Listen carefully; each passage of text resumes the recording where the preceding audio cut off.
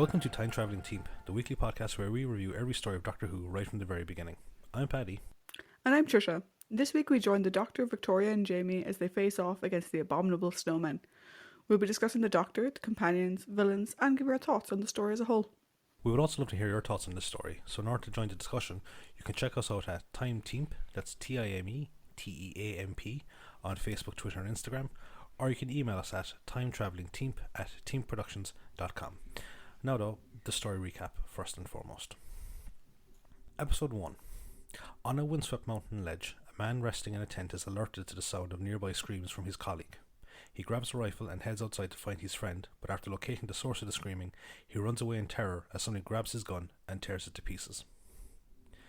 In the TARDIS, the Doctor excitedly announces that they have arrived in the Tibetan region of the Himalayas. He gets the others to help him search through the chest of drawers for something he calls a Ganta, but in his excitement he forgets to tell them exactly what it is. After some gentle mocking from his two companions, he tells them that it is a ceremonial bell. He finds a big fur coat from his chest and tells the others to keep looking for the Ganta whilst he goes for a look around outside. Victoria turns into the scanner to see where the Doctor has gone, and Jamie calls out that he sees a gigantic hairy beast before seeing that it is just the Doctor in his coat. They eventually locate the bell and then go to find themselves more appropriate clothing to wear. The Doctor climbs a nearby hill and is delighted to see a large monastery in the valley below. As he turns to make his way back to the TARDIS, he spots a large footprint in the ground nearby. As he's investigating it, he fails to notice a large hairy creature watching him. He goes back to the ship and he seems very scatterbrained, giving contradictory answers and forgetting what the others say to him. He then thanks them for finding the bell and tells them that they will have to remain in the TARDIS whilst he goes to the monastery, which is called Detsen, alone. He goes outside where he is once again observed by the creature. His investigations eventually bring him to the tent of the two men from the night before. He takes a look around and comes across the bodies of one of the men. After the Doctor leaves, Victoria expresses her boredom and says that she wants to go outside. Jamie is initially reluctant to go as he wants to follow the Doctor's plan, but she relents when Victoria says that she will go by herself. Once they are outside, they notice a fresh set of giant footprints. Jamie tells her not to wander too far whilst he goes inside to retrieve a sword he spotted earlier in the Doctor's chest. They eventually come across a cave that looks like it could be a den for the beast. Victoria is apprehensive about going in, but Jamie insists on taking a look around. Once they are inside though, a large boulder is placed over the entrance, sealing them inside. The Doctor arrives at the monastery but gets no answers to his knocks. He presses against the door and it swings wide open, and so he steps inside. The courtyard of the monastery is completely deserted, and after looking around for a minute he starts to call out again. Suddenly several monks appear from one of the side doors. They stare at him impassively for a short time before one of them asks who he is. Before he can answer, the man from the previous night appears with his head bandaged. He accuses the Doctor of being the one who attacked him and his colleague, informing the others that he could be the creature he described due to the Doctor's thick fur coat. The Doctor denies these claims, but the leader of the monks, whose name is Chrisong, tells the others to take him into custody, and he is placed into one of the cells whilst they determine his innocence. The Doctor mopes around for a short while before taking a look around to see if there is any way to escape the room. As he stands on the stool to peer out the window, the injured man appears in the doorway and mocks him about there being no way to escape from the room. He reveals his name to be Professor Travers, and then accuses the Doctor of being an investigative journalist out to ruin his anthropological career due to his obsession with finding a Yeti, one of the mythical Abominable Snowmen. The Doctor tries to make him see reason by saying that whatever attacked the camp needed to have enormous strength to do the damage it did. This gives Travers a moment of doubt before he says Chrisong will find out the truth. In another room, the monks have gathered to discuss the recent events along with the fact that 4 of their order have also been killed, apparently by the once peaceful Yeti. Chrisong says that he wishes to subject the Doctor to a trial, as is his purview as chief warrior, but one of the monks tells him that only the abbot can make such a decree. A prayer bell sounds and the conversation is halted whilst the monks go to the temple. Refusing to be deterred from keeping the rest of the monastery safe, Chrisong ignores the advice of the others and orders the Doctor to be brought to him. Back in the cave, Jamie is unable to move the boulder and decides to see if there is another way out further down the cave. Victoria tells him to be careful, and he tells her that if she sees something then to yell out for him, a tactic she readily approves of. During his search he comes across a small pyramid of metal spheres. Suddenly Victoria calls out for him and he runs back in time to see a Yeti entering the cave. He tries to fight it off with his sword, but the Yeti grabs it from him and snaps it in two before advancing on the duo, causing Victoria to scream. Episode 2. Jamie notices a support beam holding up an unstable section of the roof and uses a nearby log to cause it to collapse on top of the Yeti and bury it beneath the rubble. Victoria notices the mound of spheres and they wonder what they are. Jamie takes one of them with him for further investigation, and Victoria urges him to leave before the Yeti gets up again. Jamie says that it is dead, but they look on in horror as it starts to move and pull itself out of the rubble, and so they flee back into the valley. Jamie tries to go back to the TARDIS, but Victoria says they need to go to find the Doctor. In his cell in the monastery, the Doctor is playing his recorder to pass the time when one of the monks, named Tonmi, comes to retrieve him. The Doctor says that he will only go after some of his questions are answered, and he settles down to have a conversation with the young monk. Tonmi says that the monastery is besieged by the Yeti, but some of the monks think that it is actually the Doctor who is responsible, due to the timing of his arrival. The Doctor says that every time he has visited the monastery, it seems to have been in some sort of crisis, and asks about the events of the year 1630. Tonmi, amazed at the Doctor's knowledge of their history, says that was the year that the Ganta was taken from the monastery. In an effort to hide his embarrassment, the Doctor changes the topic of discussion to Travers, but Tonmi says that any further delays will only anger Chrisong.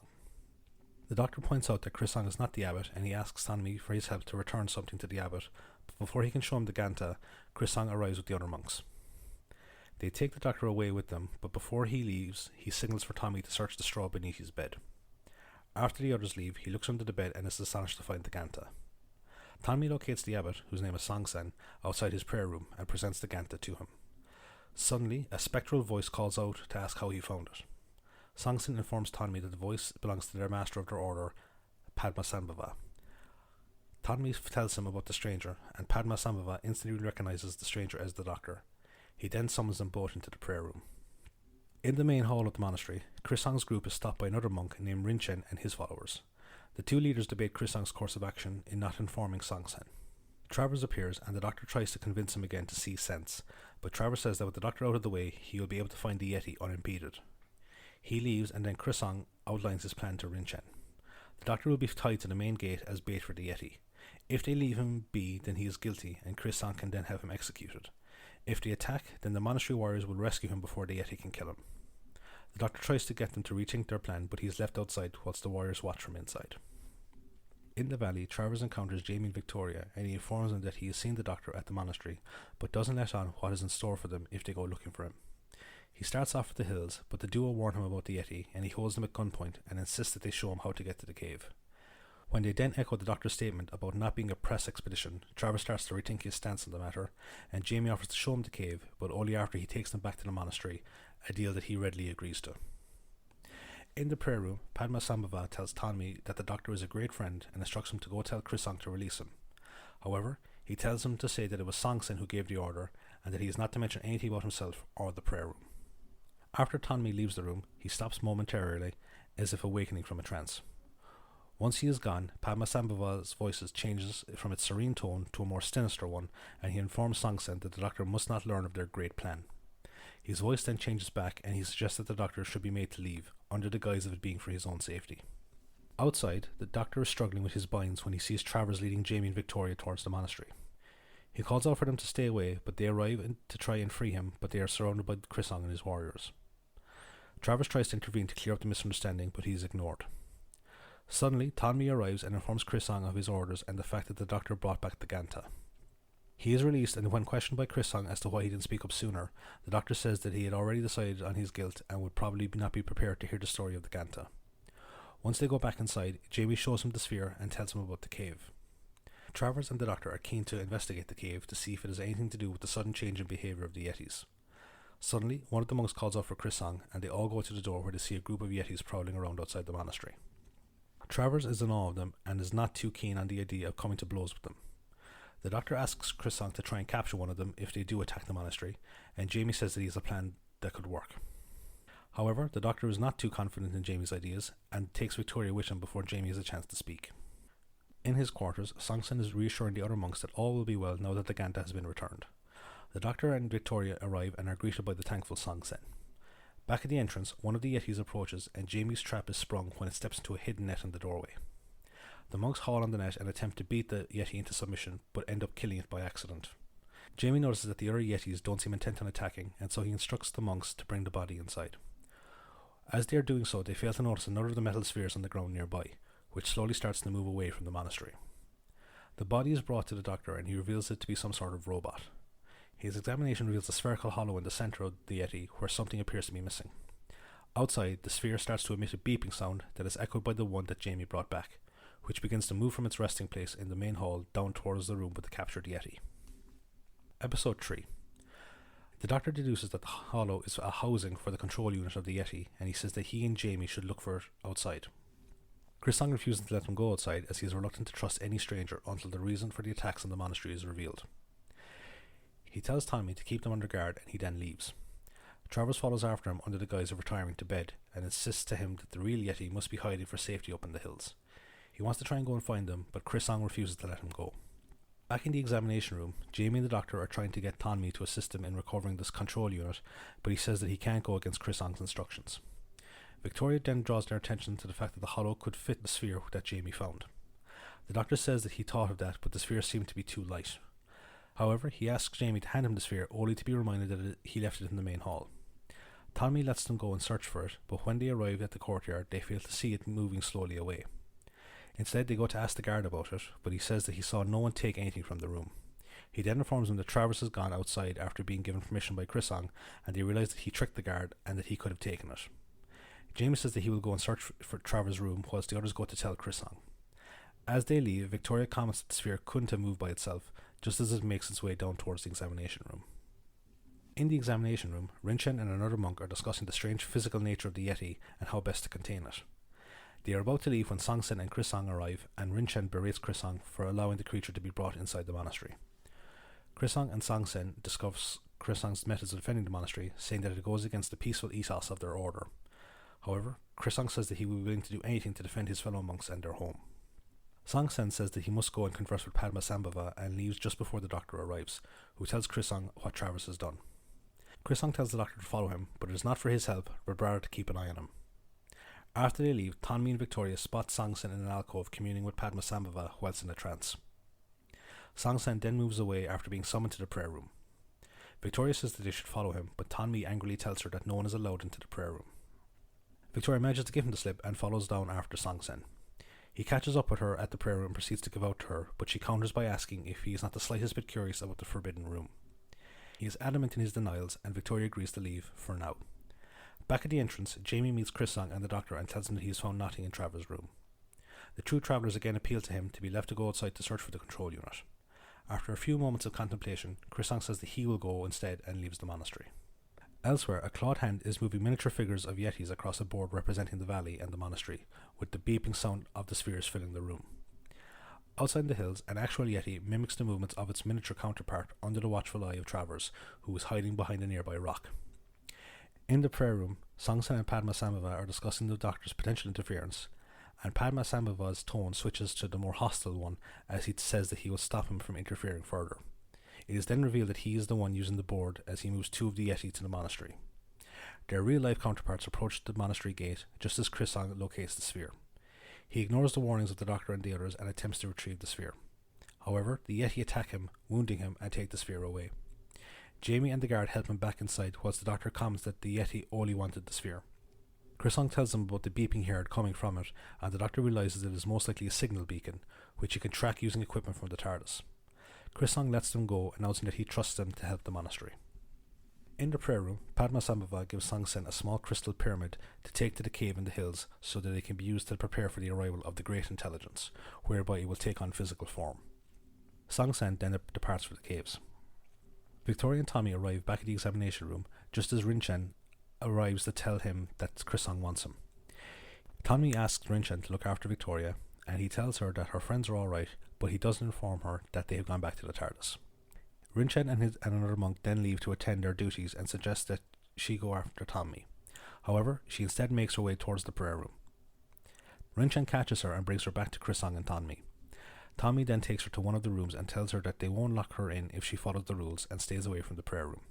She asks instead to go back to the Doctor, but he tells her that he and Jamie have left. Tommy then offers to get her some food, and once he is gone, she escapes from the cell. At the entrance, Song Sen hypnotizes the guard so that he can go past. Up in the hills, the Doctor and Jamie come across 3 immobile Yetis. The Doctor is curious as to why they are not coming after them, but Jamie urges him to get back to the TARDIS as soon as possible. Song Sen arrives soon after and uses the pyramid to activate the Yeti, who follow after him towards the cave. Back in the monastery, Tommy discovers Victoria missing, and after finding out from the guard that no one left the monastery, he realizes that she is most likely at the prayer room. Victoria enters the prayer room and is addressed by Padmasambhava, who tells her to flee before she is found. She flees back to the examination room just moments after the control sphere reinserted itself into this captured Yeti. She then screams as it starts to break free of the chains holding it down. Episode 4.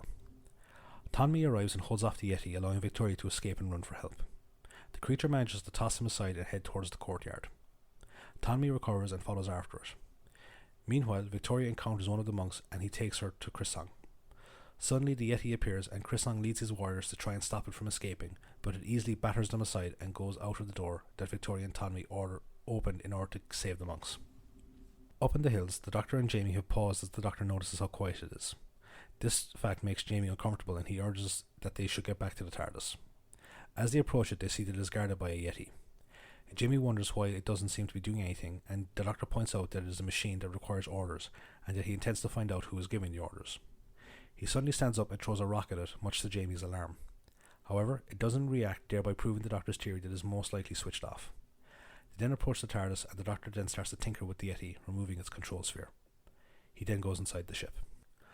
Elsewhere, Travers continues to follow his group of Yeti and is shocked to see them link up with the group led by Song Sen. He watches as one of the Yeti hands the sphere that they took from Krisang and gives it to Song Sen, who then heads inside the cave. In the prayer room, Padmasambhava is conversing with the Great Intelligence, asking it how much longer it will take for its plans to come to fruition so that he can finally rest. He responds to an unheard voice saying Song Sen is currently in the cave with the spheres. In the cave, Song Sen returns the sphere to the pile and he then puts the crystal pyramid on top of it, which causes it to start glowing. He then leaves the cave and makes his way down the hill followed by the Yeti. After he leaves, Travers makes his way towards the cave and once inside falls to the ground in agony at the intense light and hum coming from the mound of spheres. He then flees in terror as something starts to grow from the pyramid. Back at the TARDIS, Jamie calls out an alarm as the control sphere activates and starts to pull away from Jamie's grip towards the Yeti. The Doctor comes back, but they both struggle to keep it contained. The Doctor then tells Jamie to put a rock on the housing of the Yeti, thereby stopping the sphere from getting into it. They then realise that the homing nature of the sphere means that the one they brought back into the monastery could have reached the inactive Yeti, and so they rush back. On the way back, the Doctor picks up another signal that says it could lead them to the main broadcasting transmitter. Jamie is reluctant to go as it could draw more Yeti towards them. In another part of the valley, the Yetis with Song Sen hear the signal and move off in a different direction. They soon locate the Doctor and Jamie and surround them. The Doctor tells Jamie to run and waits until the last moment for hurling the sphere away from himself. He then relaxes once the Yeti move off after it. In the monastery, Krisang is berating Tanmi and Victoria for their decision to open the gates when Rin Chen suddenly appears. He accuses Victoria of being the cause for the Yeti's revival, saying that she was the last one to be seen with it. Tanmi tries to speak in her defence, but Krisang tells him to be silent, and after being goaded by Rin Chen over his lack of control of his subordinates, he orders them to be locked up in a cell. Once inside, Tanmi brings up the subject of the Ganta and how it came to be in the Doctor's possession. She tells him the Doctor is the stranger mentioned in the tales of the Bell's disappearance, and that he is able to travel in time and space. To her surprise, Tanmi is very accepting of the tale, as he points out that according to their teachings, a monk of his order could, with enough training and meditation, free themselves from the earthly plane. He informs her that Padmasambhava is capable of this. Back in the courtyard, Krisang expresses his displeasure when he is told Song Sen is communing with Padmasambhava, as he thinks he is avoiding his responsibilities. He then tells the guard to inform him when the Doctor returns, and he then leaves. A short while later, Song Sen returns and hypnotizes the guard again before going to the prayer room. Padmasambhava congratulates him and says that the Great Intelligence is beginning to take physical form, but he says that he must inform all the monks that they are to leave the monastery. When asked about the Doctor and the others, he tells Song Sen how to deal with them if they return. Back in the cell, a guard brings some food and water to the two prisoners. Victoria comments on the funny taste of the water and then suddenly starts to choke before collapsing to the ground. The guard and Tanmi lift her up onto the table before the guard leaves to fetch for help. Tanmi initially begins to despair, but looks on in shock as she sits up smiling. She then apologizes to him before running out the door and locking it after her. In a large meeting room, Song Sen is relaying Padmasambhava's instructions to the monks, saying that the Yeti are too powerful to defeat. Krisang announces that the Doctor has returned with equipment that could help them, and he states that he is determined to stay and fight. He leaves to go greet the Doctor, and Song Sen reasserts control over the other monks, but not for long though, as the guard arrives and informs him of Victoria's escape. Song Sen then tells the others to find her. At the entrance, Krisang informs the Doctor and Jamie of what has occurred with the Yeti. Their conversation is then interrupted by the return of Travers, who breathlessly tries to inform them of the events in the cave. However, Rin Chen arrives and tells them of Victoria's escape and that the strangers are to be imprisoned. Chris Song initially refuses, but Song Sen arrives and orders them to be taken away. Chris Song objects again, but Song Sen says that they must obey Padmasambhava. He then orders him to take his warriors to find Victoria. After they have gone, he goes into communion with Padmasambhava again, who tells him that any monk that won't leave must be driven away from the monastery. He then tells the guards on duty to go and aid in the search for Victoria, and after he is gone, Song Sen opens the main gate. In the prayer room, Padmasambhava pushes a group of Yeti figures on the board towards the monastery. He then senses Victoria outside and he summons her in, where he reveals his true face to her, that of an aged and wizened old man. Episode 5. Victoria apologizes for intruding, but Padmasambhava summons her closer to show her the board. She is shocked to see the Yeti figures on the board, but Padmasambhava hypnotizes her to forget what she has seen, and she then watches in silence as he moves 4 of them into the monastery. Their real-life counterparts enter the courtyard of the monastery and then split up in different directions. In one of the rooms, the doctor, Jamie, and Tommy are looking after a passed-out Travers.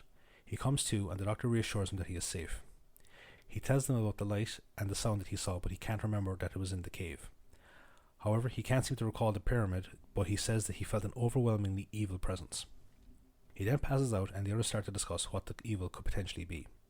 However, their conversation is cut short when they hear a commotion outside. Chris Song appears at the door and tells them about the Yeti running amok in the monastery, and orders them to stay where they are to be safe. Jamie asks after Victoria, but he gets no answer. Chris Song rushes back to the meeting hall and apologizes to Song Sen for failing to keep the monastery safe, but promises to defend it with his life. A monk comes up to them and informs them that Rinchen is still searching for Victoria, as he views her as responsible for the Yeti attack. Rinchen actually encounters one of them in the courtyard as they begin destroying many of the supporting pillars. He calls out for Victoria to stop the destruction, but he is killed when one of the Yeti knocks a giant Buddha statue on him. The Yetis then leave the monastery. In the prayer room, Padmasambhava moves the Yeti off the board, satisfied that this will ensure the monk's departure from the monastery. He then asks the Great Intelligence if this will be his last order to him, but he gets no response. He then turns to Victoria and tells her that together they will ensure that the doctor leaves. In their room, the doctor is trying to triangulate the source of the sphere transmission when Travers wakes up again. In the courtyard, the monks are gathered around the body of Rinchen. Chris Song states that they need to leave, and Song Sin informs him that they will need to find Victoria first so that he can bring her, the doctor, and Jamie out as well.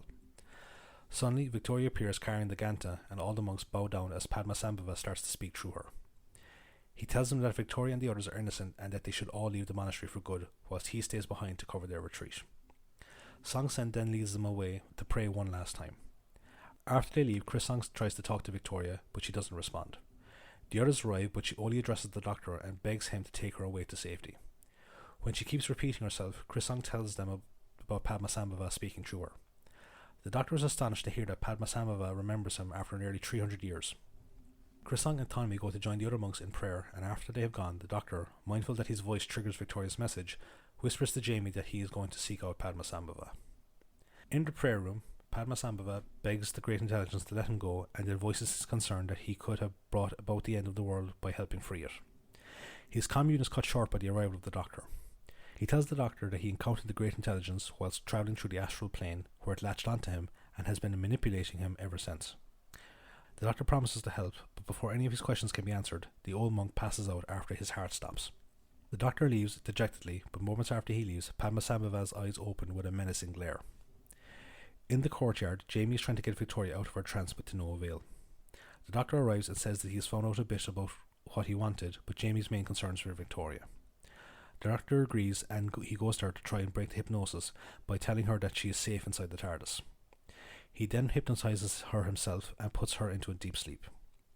He then tries to break her conditioning by convincing her of the events that actually occurred, and when she wakes up, she seems to be back to normal. The doctor leaves her with Jamie and goes outside to find Travers, who is keeping an eye out for the Yetis. The doctor asks him to go up to the mountain to get a final triangulation point so he can locate the source of the signal for the control spheres. The two men then make their way up into the hills, and they come across a pair of stationary Yeti. Travers volunteers to get closer to see if he can attract their attention so the doctor can get a reading on them. Back in the courtyard, the final preparations have been made for the monk's departure, and Song Sen says that he will lead one last prayer after he retrieves Padmasambhava. The doctor and Travers return, and the doctor announces that the source of the signal is coming from inside the monastery. Chris Song says that Song Sen and Padmasambhava need to be found, and he rushes off to find them. The mention of Song Sen triggers Travers' memory of what happened in the cave. Up at the cave, a strange viscous substance starts to ooze from the entrance. Episode 6. Travers relates to the others what he saw up in the hills, and the others realise that Chris Song is in danger as he is with Song Sen. Chris Song has caught up with Song Sen and tries to warn him of the danger the doctor mentioned.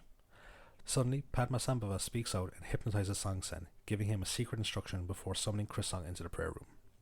Chris Song is told to leave his weapons outside, but after he hands them over, Song Sen cracks him over the head with his staff. Padmasambhava tries to break from the Great Intelligence's control, but it is of no use, and he once again instructs Song Sen to take the monks out of the monastery. The others arrive, and the Great Intelligence orders Song Sen to kill them. Travers, Tonmi, and Jamie manage to subdue him, whilst the doctor attends the fatally wounded Chris Song. He warns the doctor that Song Sen is merely a puppet and indicates to the prayer room. Inside, the Great Intelligence laughs sinisterly. Tonmi returns to the other monks with Travers and Jamie, and he informs them of Chris Song's fate. The monks try and attack him, but Tonmi calls him off, pointing out Song Sen's now deranged behaviour. The doctor follows on and confirms Tonmi's statements, but stresses that Padmasambhava is also under the control of the same evil influence. He suggests that they continue on with the plan to evacuate the monastery, but Travers says that it is just as dangerous outside with the Yeti and the entity in the cave. The monks decide to leave, but the doctor resolves to stay, and Jamie and Tonmi decide to help him. Victoria speaks up to object to being sent away again, but before the doctor can say anything to her, Jamie points out that Song Sen has fallen into an unconscious state. The doctor goes to deal with him, saying that Song Sen has information he needs. Travers, however, says to some of the warriors he intends to go to confront the entity in the cave, and they depart. Song Sen, after being hypnotized by the doctor, reveals that the Yetis were constructed by Padmasambhava over 200 years ago to serve the Great Intelligence. He also reveals that it has also broken the agreement it made with Padmasambhava not to leave the mountain. The doctor then learns that the main power source for the Yeti is concealed in a chamber behind Padmasambhava's throne in the prayer room. He then breaks the connection with Song Sen and allows the monks to take him away. He then says that he will try to distract the Great Intelligence, whilst Jamie and Tonmi try and destroy the power source. He asks Tonmi to teach Victoria the Jewel of the Lotus prayer to prevent her from being hypnotized again. The doctor then notices that Travers is missing and wonders what is he up to. In the prayer room, the Great Intelligence moves a group of Yeti figures towards the monastery, and their real-life counterparts mimic the action, narrowly missing Travers' group as they make their way up towards the cave. They reach the entrance and see the ooze blocking their path and covering the top of the mountain itself. They watch as it slowly starts to descend towards the monastery. Back in the monastery, the monks bid farewell to the travellers and Tonmi and begin to make their way down the valley, bypassing the group of Yeti that stand waiting for their next instruction. Inside, the doctor reveals to an incredulous Jamie that he doesn't know exactly what would happen when they destroyed the power source. He then tells Victoria to be ready to either help himself or the two boys should the need arise. Meanwhile, Travers and his companions watch as the monks leave the valley, but stay where they are in case the doctor does something to allow them to access the cave. The doctor and the others arrive at the prayer room, and he positions them on either side of the door. He then addresses Padmasambhava, telling him that he knows it is actually the Great Intelligence he is speaking with. He demands to know what his motives are, but the Great Intelligence says that his mind cannot comprehend the scope of his plans nor his power. He then demonstrates his power by levitating a nearby incense burner, but the doctor mocks the display in an attempt to goad his opponent.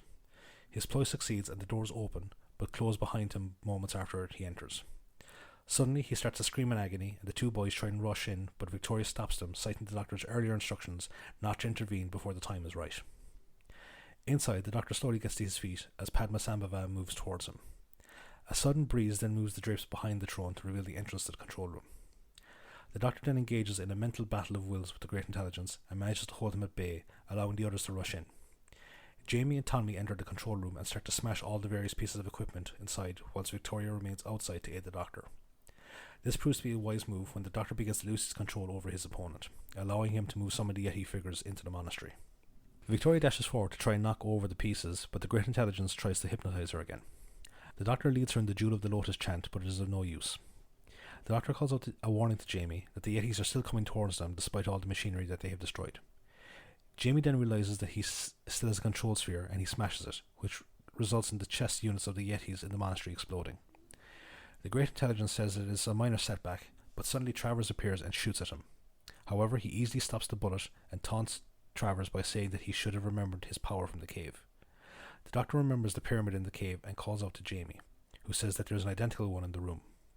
He destroys it and the Great Intelligence cries out in agony at the resulting explosion. The destruction of the pyramid causes the destruction of the ooze, which blows the top off the mountain itself. Padmasambhava thanks the doctor for helping free him before he fades away. The group celebrates their victory and the doctor tells Tonmi to bring the monks back. He informs Travers as to the true nature of the events in the valley, and Travers in turn offers to escort the TARDIS crew back to their ship. As you're making their way up into the hills, they come across the lifeless body of one of the robotic Yetis. Suddenly they hear a strange cry from the rocks ahead and they see that it is an actual Yeti. Trevor takes off excitedly after it and the others continue on to their ship. Jamie asks the Doctor to land somewhere warmer next time, and the Doctor responds by saying that they can never tell where they will land next. He then smiles as he starts to play his recorder. End of the story.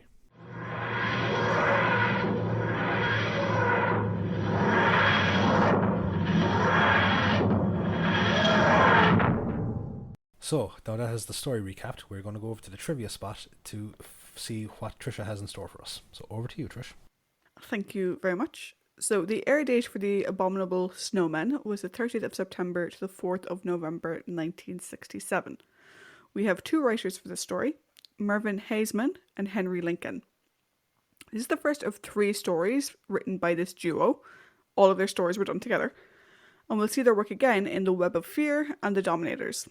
They stopped writing for Doctor Who after a disagreement with the BBC over who owned the comic strip rights for the characters and races that they had created. Which, you know, we know that in the past, like Terry Nation had rights for the Daleks, so apparently there were some of their characters where there was open questions around who actually owns them. Mervyn passed away back in 2010. Henry is thankfully still with us. The director of the story is Gerald Blake. This is the first of 2 directing credits for Gerald. We'll see his work again in The Invasion of Time, which is not for another while yet. That's for a good long while. Yeah. Gerald passed away back in 1991. Currently, only episode 2 of this story still exists in the BBC archives, so once again, and people are probably sick of us saying it, but we're never going to stop, thank you very much to the guys at Loose Cannon who did the recreations for the missing episodes. Yes, indeedy. So, the Yetis, right, have an interesting look to them. I'll put it that way. Yeah. So, while most people, when they think of the Abominable Snowman or Yeti, they kind of think of like a polar bear crossed with a Sasquatch. Snowy Bigfoot. Yeah, snowy Bigfoot. That's not the design they went with for this, right? So in the script, it was never described what they looked like. It was just a Yeti. So the costume designer, who is Martin Bow, decided that they should have a bear-like appearance and that they were then covered in thick fur. Do what they look like? Eyeless Furbies. Yeah. Yeah, if you took the eyes out of a Furby, which is creepy enough, that's what you get. That's what you're left with. You're left with a Yeti. And then made them like 7 feet tall. Yep. Yeah, they're a bit creepy. According to Jack Watling, one of the actors in the Yeti costume fell hundreds of feet during filming, because like, they were filming up in the rocks, and he fell, and they actually thought he was dead because like he fell so far. But thankfully, because of the foam inside the costume, while he was certainly dazed, he thankfully didn't die, and the costume itself saved him. Yeah, because I just like, can you imagine like the range of emotions that would be going through your head as you're, you know, like, I'm going to die in this fucking costume, and by the end of it, it's like, you know, I'm fucking invincible. But given that they described him as dazed, and actually in one of the sites it describes him as inebriated, which I was like, that makes it sound like he was drunk and that he fell over by himself. I'm gonna go with dazed, which is a slightly less derogatory way of saying it. Do you know what it kind of reminds me of in Spaceballs when Dark Helmet, you know, crashes into the wall? It's like, you're okay, sir. Thankfully, your helmet took most of the blow. So, Padma Shambhava. Sham, is it? Padma Shambhava. Fuck it. Yeah, it's not that easy now, is it? I've never said it out loud. Shut up, right? Padma Shambhava. There we go. Yeah. There was originally a shot of his head melting. It was shot, but it wasn't used because it was deemed to be too horrific. And I'm just imagining like Raiders of the Lost Ark. Raiders, or what is it? The season finale, or the penultimate episode of the season 1 of Next Generation. Oh yeah. Conspiracy. Yeah. Jinx Yomiko. So we've joked before about Fraser's kilt. Mm-hmm. And I asked the question of what does Fraser wear under his kilt? Well, apparently, when filming in Wales, it was so cold that he wore trousers rolled up under his kilt to keep himself warm. And that's it. Like, he's wearing like proper Himalayan attire, like up on top, and below it's pure Scot. It's just pure kilt, free flowing. But like they even work it into the story where Victoria's like, "Are you sure?" Yeah. I'm fine. And at the end, he admits he's not. It's brilliant. Yeah. So, something I didn't actually notice until I read it. This story has no background music whatsoever. It has the intro theme and the outro theme, and that's it.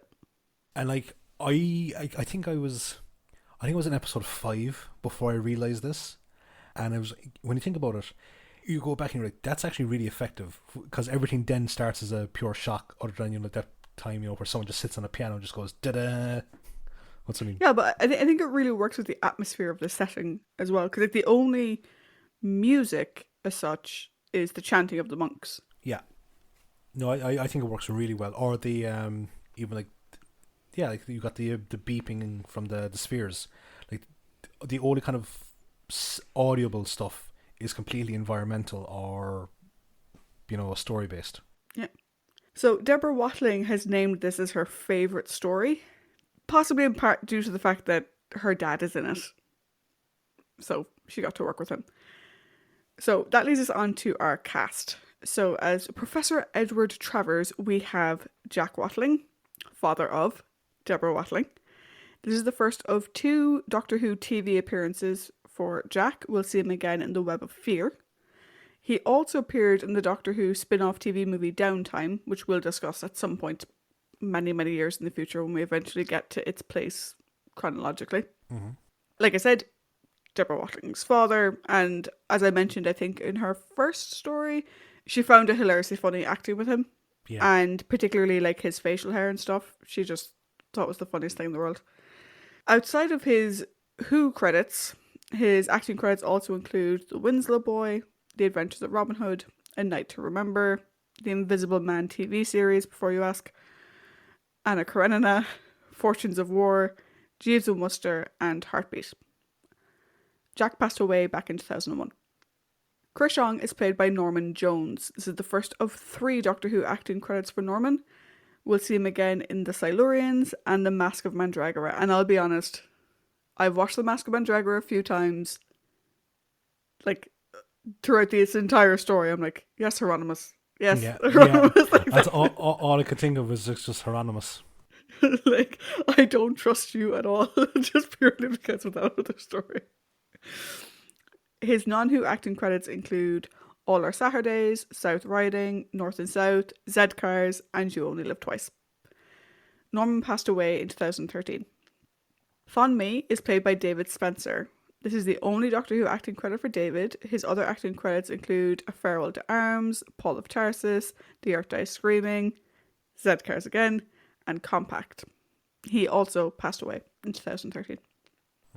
Padma Sambhava is played by Wolfe Morris. This is his only Doctor Who acting credit. His other credits include Emmerdale Farm, The Famous Five, Kidnapped, Crown Court, The Black Tulip, The Avengers, Z-Cars, and actually a 1957 Hammer film version of The Abominable Snowmen. That's very, is it ironic? No. Coincidental? Coincidental. Yeah. Also, I recognize The Black Tulip. I love that movie. It is like it's a campy French version of like a cross between Zorro and the Scarlet Pimpernel. It's amazing. It sounds familiar. I have a feeling I've seen like bits of it like on like YouTube, old TV. Yeah. Wolfe passed away back in 1996. Lastly, as Abbot Songstyn, we have Charles Morgan. This is the first of 2 Doctor Who acting credits for Charles. We'll see him again in The Invasion of Time. His non-Who credits include Radio Cab Murder, Emergency Ward 10, The Day the Earth Caught Fire, The Avengers, Sergeant Cork, Dad's Army, War and Peace, and I always get the pronunciation of this wrong. The Onedin line? Is that how you pronounce it? I'm going to go with the Onedin line, yeah, because it wouldn't be the one din line. Yeah. Which is how my brain says it, but It kind of reminds me of that movie, That Thing You Do. The band want to call themselves the Wonders, but they want to be like the Beatles, so they spell themselves O-N-E, but everyone just calls them the Oneaters. Charles passed away back in 2000. And all of the movies that I recognise there, the Black Tulip and The Adventures of Robin Hood, I cannot place the two lads in it at all. Can you place Charles Morgan in Dad's Army? You're a Dad's Army fan, aren't you? I am a big Dad's Army fan. I would need... I have a feeling that he might have something to do with the Eastgate platoon. But any more than that? Do you know what I'm going to do? I'm just going to check it up there. Hold on a second. Because I feel like I should know who he is in it. No, I don't recognise him. After all that, the answer is no. Yeah, no, don't know. I know the episode where the guys, they all wear hair dye that runs in the rain because they're trying to make themselves look younger. But I remember the episode, but not him. No, I'm just remembering the episode of MASH where Hawkeye goes to the sort of war council thing, and he's like slowly losing his mind, and then when he comes back, everyone's dyed their clothes red and dyed their hair red. That one doesn't ring a bell. Of all the MASH Well, seriously, it's really brilliant. Like I'm gonna do a MASH run through during the summer because You've got Hot Lips as a redhead. It's brilliant. I think it's the one where Hot Lips find out that she, that her husband was leaving her. It's where they have the thing where he's kicking a can in one direction and she's kicking a can in the other direction. It's where they change how many points you need to leave Korea. It's ringing a bell, but I just can't. It's been so long since I've seen most of MASH that I'll eventually get there. Yeah, we've gone off on a weird tangent. Yeah, it's MASH. MASH is wonderful. MASH is fabulous. That one, the sultry bitch with the fire in her eyes.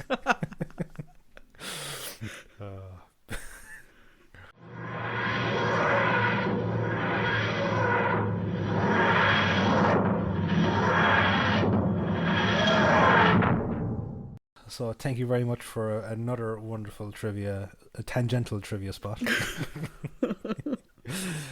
No wonder these things are 2 hours versus our initially. They're going to take an hour and a half, at most.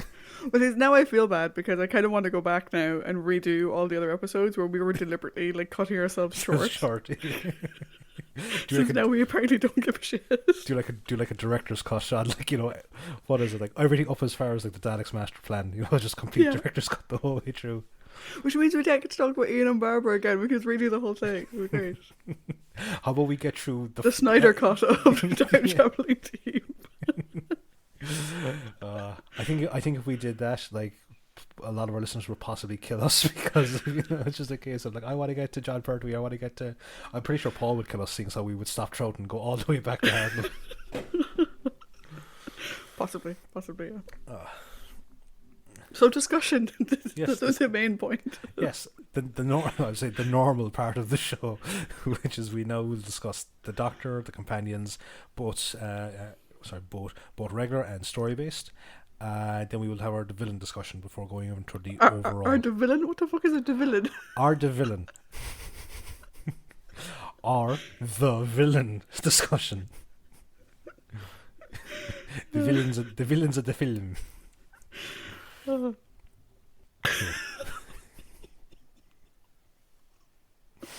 Why am I broken? I don't know. Idea. You swear we haven't done this in ages. This reminds me of when you absolutely broke, during the recording of the Time Meddler, and I kept saying the space helmet for a cow. And I've just bought myself 5 minutes of free time. Yeah. Do you know how hard it is to edit around the laughing? But that's why you just keep the laughing in. Yeah, but there's when you laugh, there's actually prolonged periods of silence, which I can't leave in the edit because it's just weird. But then sometimes if I don't leave the laugh in, the rest of this conversation doesn't make sense. So I'll let Tricia compose herself, and I will take the discussion of the Doctor to start with. Yes, please. Okay. You're welcome. So this kind of reminds me a small bit of the Web Planet in the sense of like the Doctor has gone back to the site of a previous adventure that we haven't seen. Because that's how do you remember the Doctor recognizes that it's the planet Vortis? No. Yeah, do you remember that was the whole thing? Like, but Vortis doesn't have a moon. I've been here before. Like, and that's why he's so shocked as to what's going on. So here it's like we've gone back to the site of a previous adventure. Yeah, I think I blanked that from my memory because like I don't know why because every time when you describe it, all I remember was like, well, in the rescue he'd been to that planet before. Yeah. Oh, actually, yeah, Dido. Yeah. Okay, go on now. Yeah. But it's also kind of funny as well just to see like him face the consequences of his like cock ups the previous thing. Where it's just like, well, what calamity happened to the to the monastery? It's like, oh, the holy Ganta. Oh, do you mean the holy Ganta that I was about to triumphantly return? Make friends with everyone. Oops. But isn't it established in the story though that he didn't take it?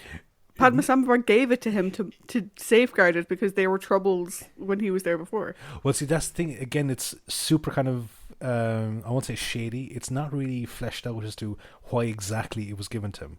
We know that there was something happening at the monastery at the time that required him to hold on to it. But I can imagine like a 300 plus year gap wasn't really intended.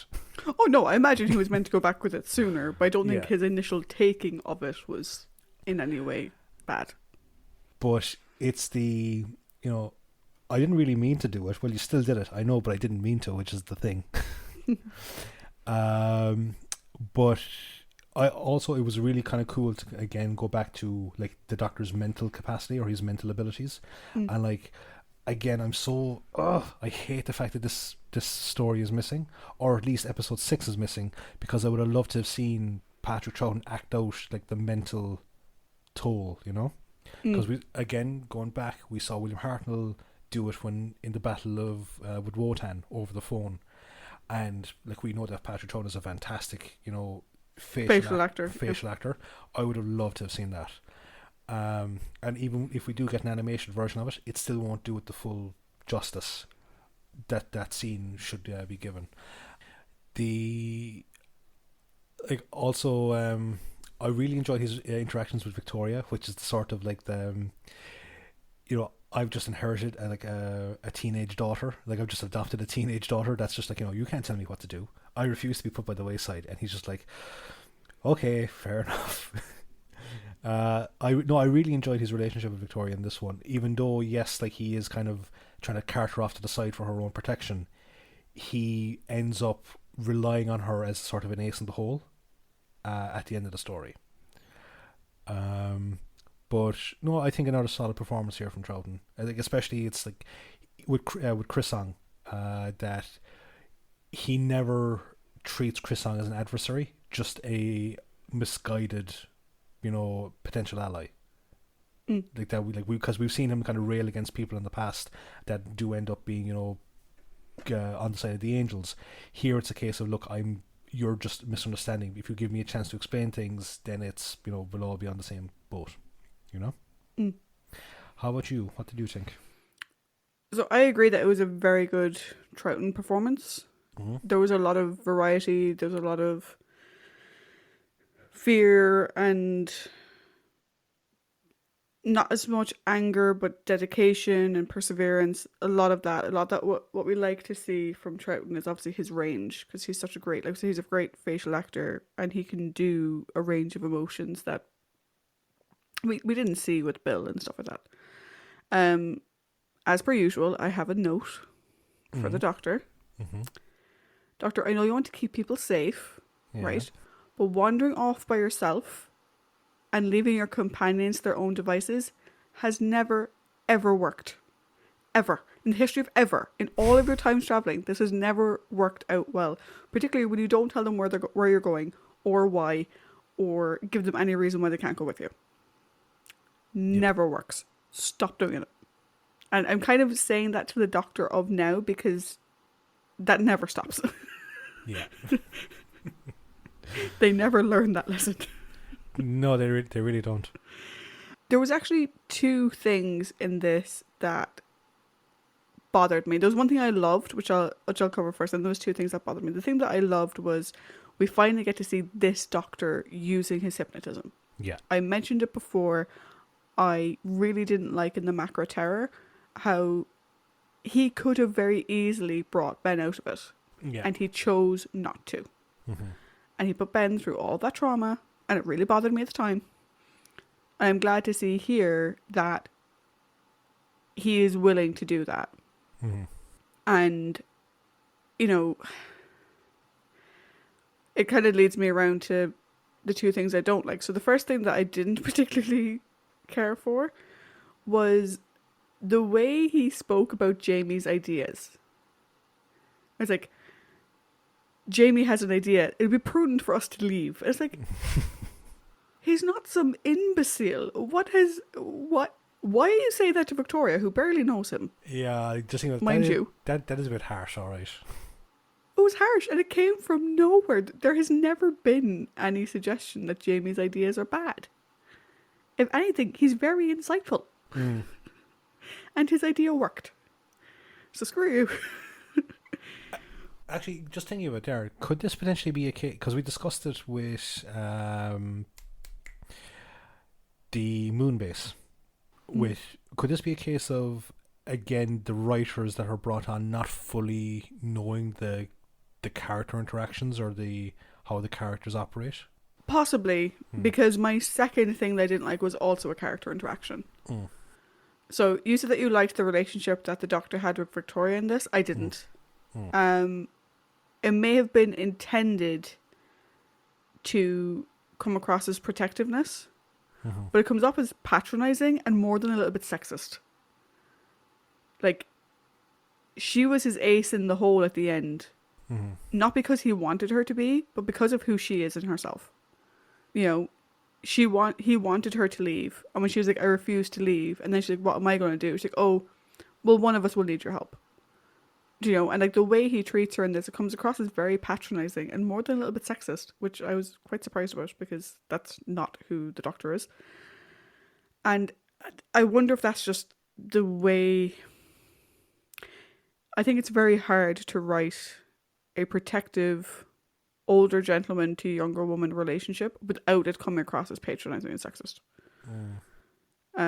But I didn't see it as, you know, protecting his ward. I saw it as disregarding her completely because himself and Jamie buggered off back to the TARDIS and didn't even tell her they were leaving. Yeah. Like, what the hell is up with that? And then with the hypnotism part, did you get the sense that the Doctor was obviously like, oh, we have to, you know, stop the Yetis and we have to stop what we find out is great intelligence or whatever.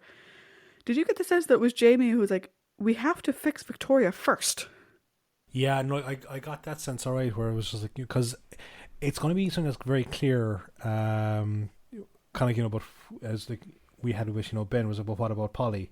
It's going to be a case of with Jamie, it's like, what about Victoria? So we have like the priorities. I think we'll get into that in my story notes there anyway. But this is interesting now because I think, again, we have a scenario where we both read into the same point differently. So, but the ace and the whole thing. Whereas, like you were saying, like that she was like going to have to help one or the other of them because it's a bit of an afterthought.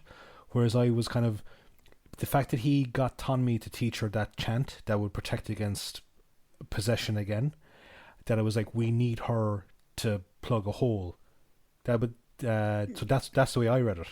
No, I read it as she's already been hypnotized once. Make sure she doesn't get hypnotized again. Bear in mind, he didn't care if Jamie got hypnotized because there's been no precedent of Jamie being hypnotized. The only precedent was on her. Yes. Whereas the better thing would have been, hey guys, we all need to practice this chant so it doesn't happen to us.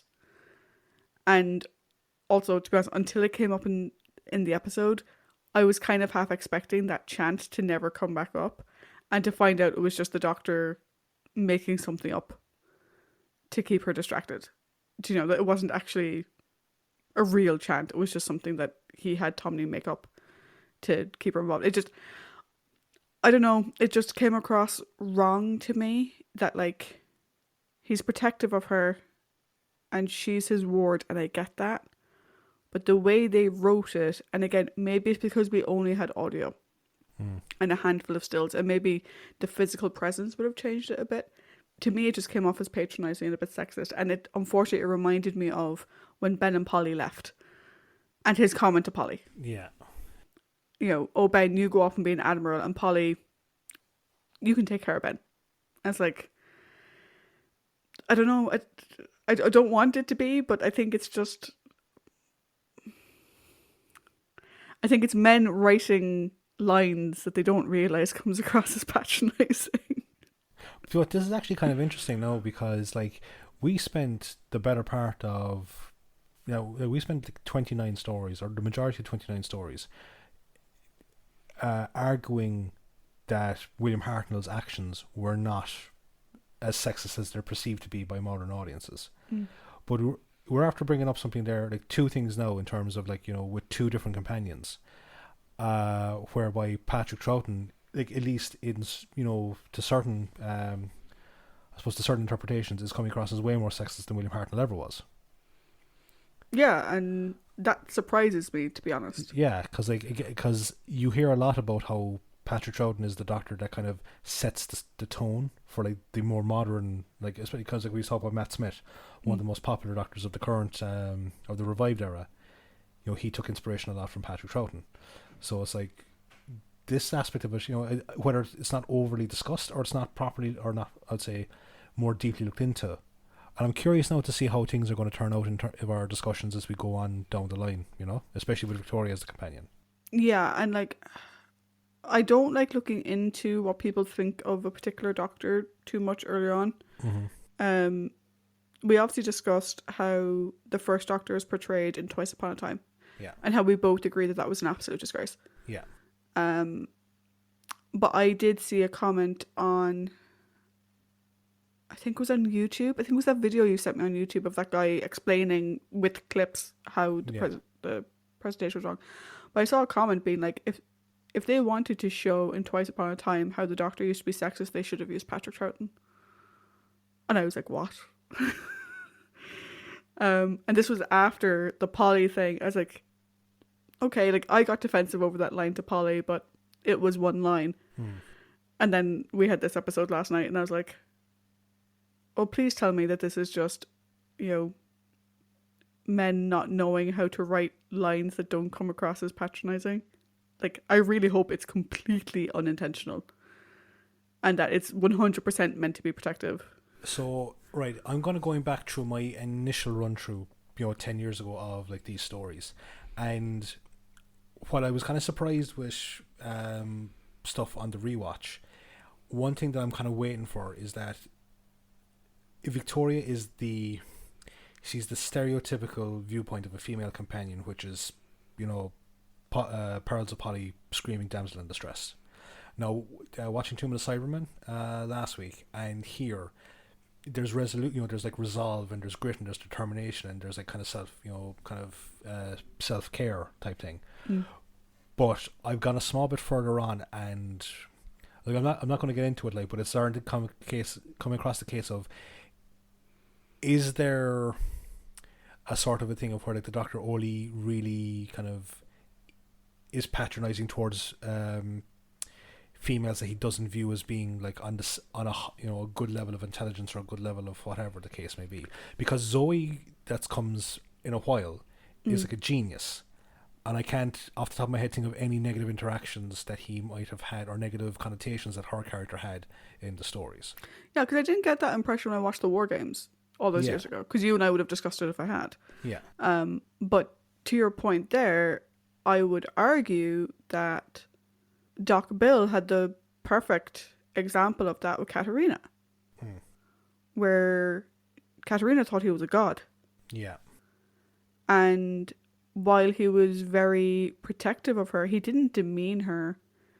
And the way his education and protectiveness of her came across as education and protectiveness. Whereas for some reason, this is coming across as incredibly sexist. And I don't know what it is between the two. And I'm crossing my fingers that it's mostly just the fact that because I'm missing the body language, that it's just the audio. I again, because I see different rumors like that this one might be up for animation to come out this year. There's been no release date or anything on it though. Yeah, but I'd be curious to see how they draw these scenes. Me too. when we eventually, when we get to whatever story that we'll probably be in, which will probably Pertwee era, we can then talk about the release of it, kind of go all the way back, and we could discuss this. But no, like I think, like, again, that's one of the kind of cool things about when we do this, or why we do this, is that like we took a look at one point, the concept of Victoria being is used as like an ace in the hole, and we've come away with two different viewpoints as to what that is. Yeah. So speaking of that, right, we should probably go on to our companions. Why don't we do Victoria first, since we've sort of spoken about her? So I'll go first this time, if you don't mind. Of course, far away. The thing that I'm actually really liking Victoria overall. I wasn't sure I would, because again, I'd seen the descriptors online of she was very much the Perils of Pauline type companion, and I'm not a big fan of that motif. But there's a few things here that I really like. I love her interactions with Jamie. What I love is that she's only from 100 years in the future relative to Jamie, but there's still opportunities for her to educate him, and he's protective of her. And there's this sort of nice counterbalance. Like, she was like trying to explain to him where the Himalayas was. Yeah. Although kind of funny that she was like, they're in India, right? Which I thought was funny. Well, but she's like from the heyday of like British, explorers, British colonialism as well. It's sort of like, is this one of ours? Possibly. But I love is that, like, from the time the Doctor leaves them, pretty much until the time that they meet up with Travers, there's this constant coin flip between who's protecting whom. Yeah. Like, first you have in the TARDIS where she wants to go out and she wants to have adventure, but Jamie, change your clothes because you're going to get cold. And then, Jamie is constantly wanting to go back to the TARDIS and like, oh, we should go back and wait. She's like, no, it's fine. Like, she's trying to drive him on. And then when they realize that it could be a person that they're avoiding, when Jamie's like, oh, if it's a man, I can handle a man or whatever. Suddenly she gets scared and it inverts, and he's protecting her. And I like the fact that it's not just him dragging her along. Yeah. That, like, she has a lot of her own agency, which I wasn't expecting. Like you said, she refuses to be left behind. Though she has her fears, there is always that desire to jump into the action. I really didn't like seeing her pawned off on Tomney for like most of the story. Like, the Doctor and Jamie didn't even bother telling her that they were heading back to the TARDIS. Like, rude. We see her acting chops coming back again. Throw back to last week. Yeah. Where she was screaming to distract your one. We see it again, and it's just brilliant because no one even needs to tell her to do it. She just, goes into it straight away. There's two conflicting things about her in the story. So the one is that, like, the ace in the hole bit that you mentioned, right? Yeah. My read on that was, I didn't like how the Doctor tried to sideline her, but that her usefulness is exemplified when he goes into the sanctum, he screams out, and you've got the two boys trying to run in headlong, and she's there physically holding them back. Yeah. Being like, no. He says that no matter what happens, we're not to go in. And she has this amazing resolve, which is great, because if that was a different companion, even going back to, Barbara and Susan and Vicky, even going back to, like, with the first Doctor, I don't know if they would have stayed outside. I don't know if they could have. And it says a lot about her that she did, that she was like, no, he said to stay. We're going to stay.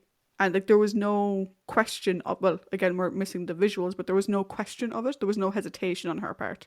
I to your point there, I think Barbara probably would have said, no, we have to wait for the Doctor would say, but I think Ian would have talked her around. Yeah, probably. Yeah. And I think that therein lies the bit of the difference, and this might sound very kind of, again, patronizing, which thing, but I have this impression that the way Victoria gets the point, like that point across, I can just imagine her in that sort of like, stamp my feet, you're going to pay attention to me type of way of saying it, Like, he told us we can't go in there until the right time, and we're not going in there until the right time. Yeah, maybe. And again, we're missing the visual, which makes it difficult. Well, I don't mean like that she'd actually do that, Yeah, but but that's the kind of way I kind of get it in my head, because like she's only meant to be like what, like a 16, 17-year-old girl at this. Yeah. So the one thing I didn't like about Victoria in this, mm-hmm. and it kind of goes back to what you were saying, she's from the 1860s, British Empire, still a thing. Her curiosity is great, but it's not driven by, at least in my opinion, for most of the story, for the first 4.5 episodes, it's not driven by curiosity or observation of the current situation. It's kind of driven by cultural disrespect. Like, Tommy told her, like, it worked out in the end, but Tommy told her several times, you do not go into the sanctum. We do not go into the sanctum. We don't go in there.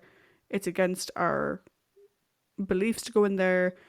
Only the abbot can go, blah, blah, blah. And no matter how many times he explains it to her, purely because of her own fucking curiosity, she keeps trying to go back in. And it's like, dude, like, it works out in the story in the long run, but she wasn't going in because she thought she heard something about the Yeti or she overheard someone saying something. She was going in because she was nosy. Yeah. And she didn't respect the fact that in their culture, no one goes in that room. But I don't even like you could even argue like that it's not just a cultural thing. It's like, because like going into the sacristy in any faith, be it any like Christianity, Islam, Judaism, whatever, kind of a lay person does not go past that point. Like obviously, like I was like I was an altar boy, so like I went into the sacristy, that kind of stuff. So did I. They're nothing special. No, it's a room. Yeah, it's a room essentially. That's what it is. Like it's no different than a fucking or a football changing room, but it's kind of a cultural taboo that like there's nothing exciting there, but you still don't cross that threshold unless you're invited.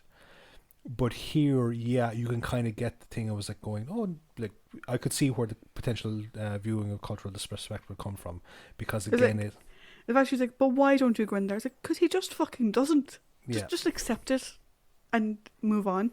Yeah. Do you know?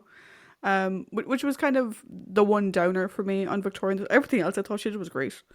Mm-hmm. But that for me was the one sort of like, colonialism and empire. The impact you have on people. That's her Stephen moment there. Yeah. Cool. You get one, Victoria. You get one. Everybody gets one. So for my notes, I agree with an awful lot of what you're saying in terms of like her. I was going to say plucky determination, but she's not plucky. She's like, I was like, you're ever so plucky. No, it's like she's very condescending. What? Is it talking about condescending? No, I'm just remembering from the Unicorn and the Wasp. I was like, well, Miss Snowmen is the plucky young girl who assists me. I'll pluck you in a minute.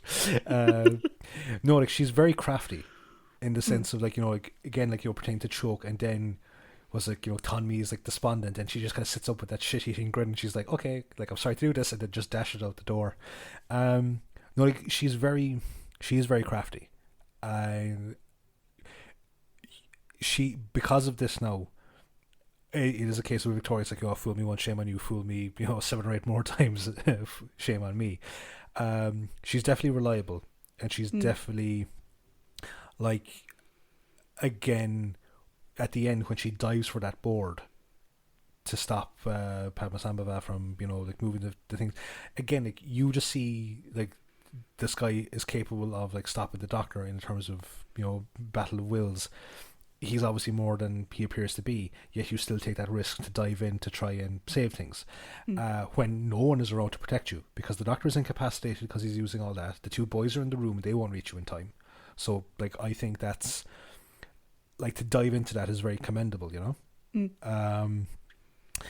The one thing though, and it's like, I'm actually kind of surprised that you didn't say it, but one thing that kind of really bugged me about this is I'm getting fucking sick of the whole let's hypnotize the female companions trope.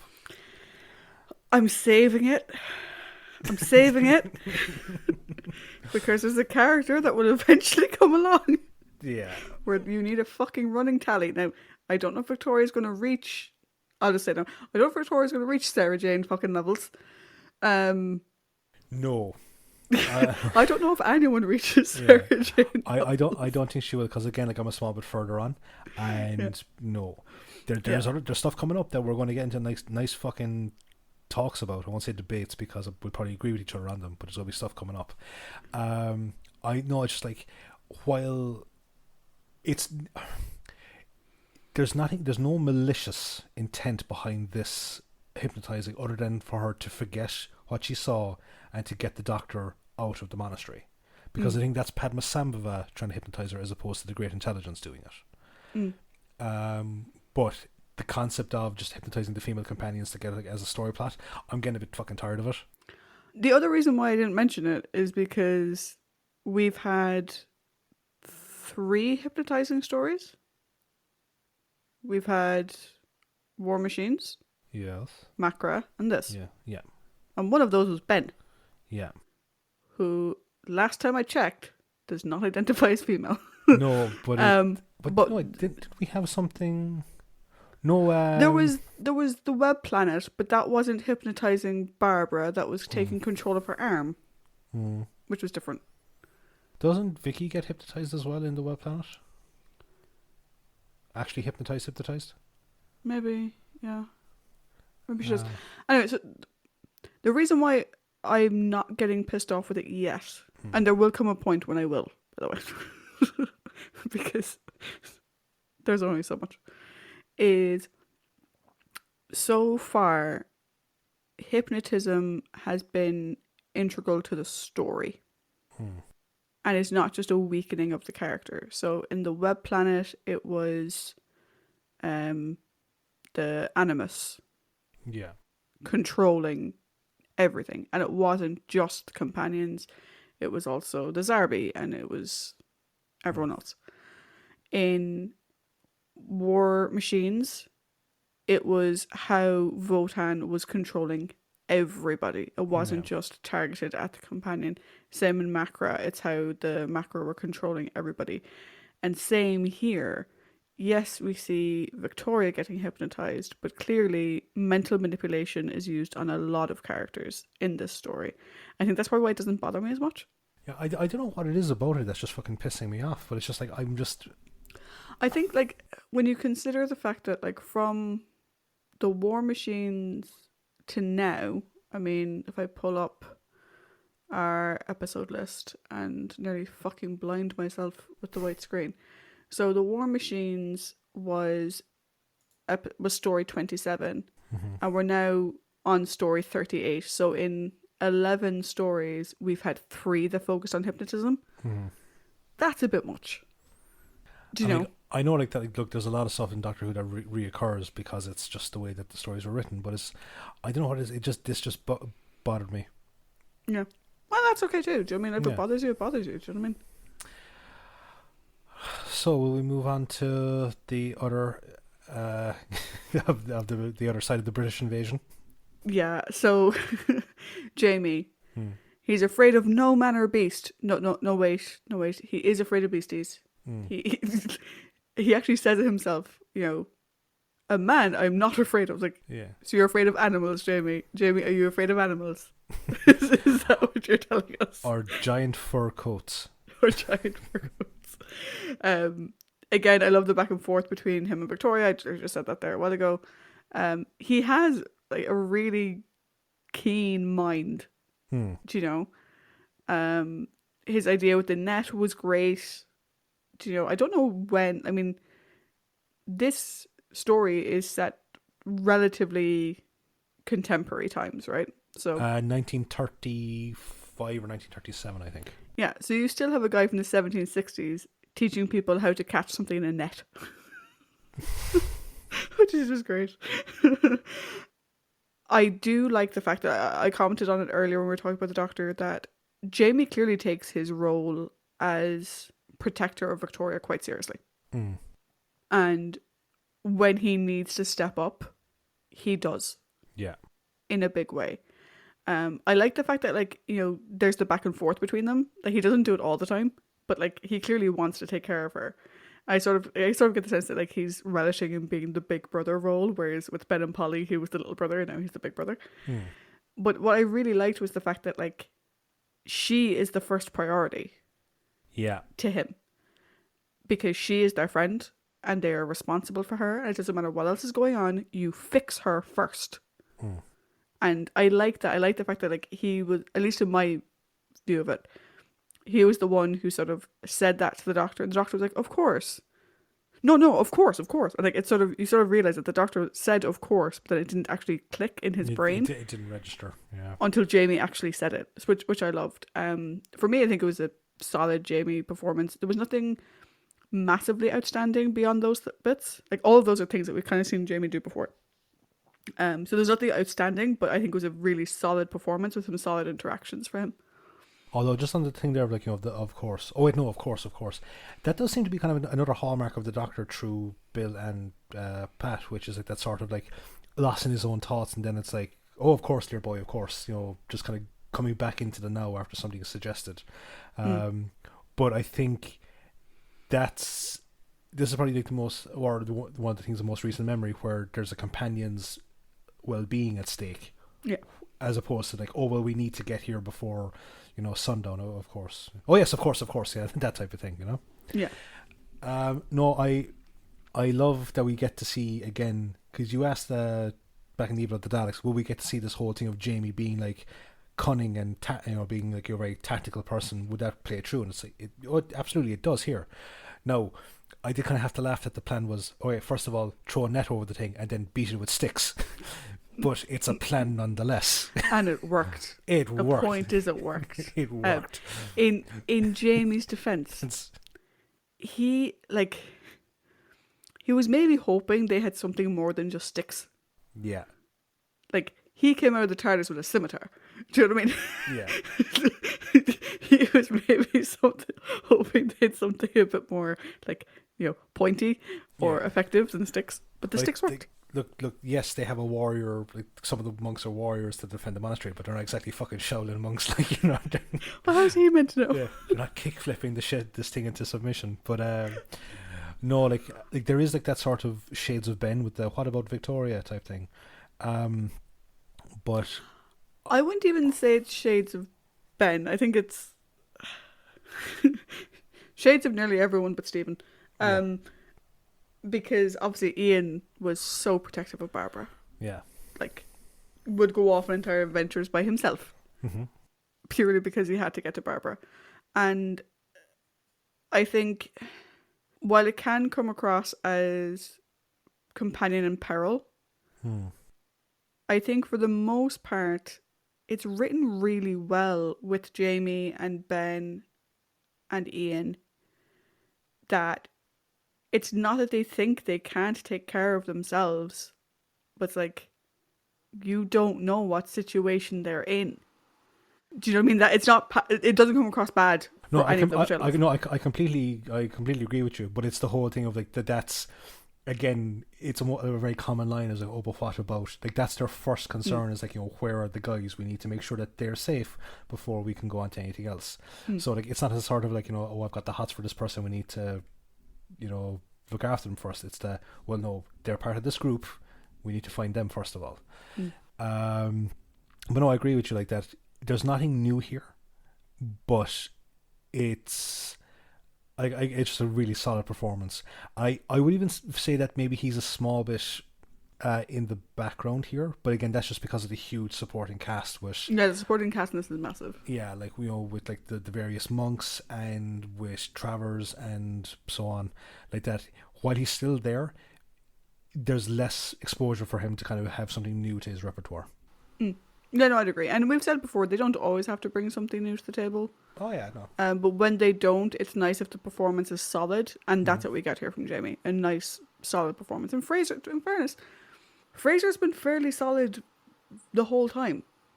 I'm trying to think of one where he wasn't, and I'll be honest, nothing's coming to mind. Yeah, but again, like, this is a hallmark of the run that we've had so far, is that, look, we've had fantastic performances from both Troughton and Fraser, and as well their characters as well. Although here maybe like the Doctor not so much, but definitely Jamie going so well. So we have a couple of more than a couple of story-based companions here. We have Travers, Chrisong, Tonmi, and Padmasambhava good side. Yeah.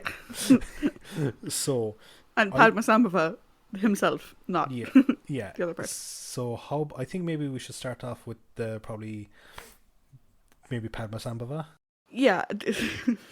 I messaged you last night and I was just like, I'm so confused. Because again, we've said this a million times before, I look at your notes and I pulled the headings out of them. So I knew that you had him down as a companion or like as a good guy, and I was just like, where the fuck is he getting that from? I was like 5 episodes in and I'm like, what the hell?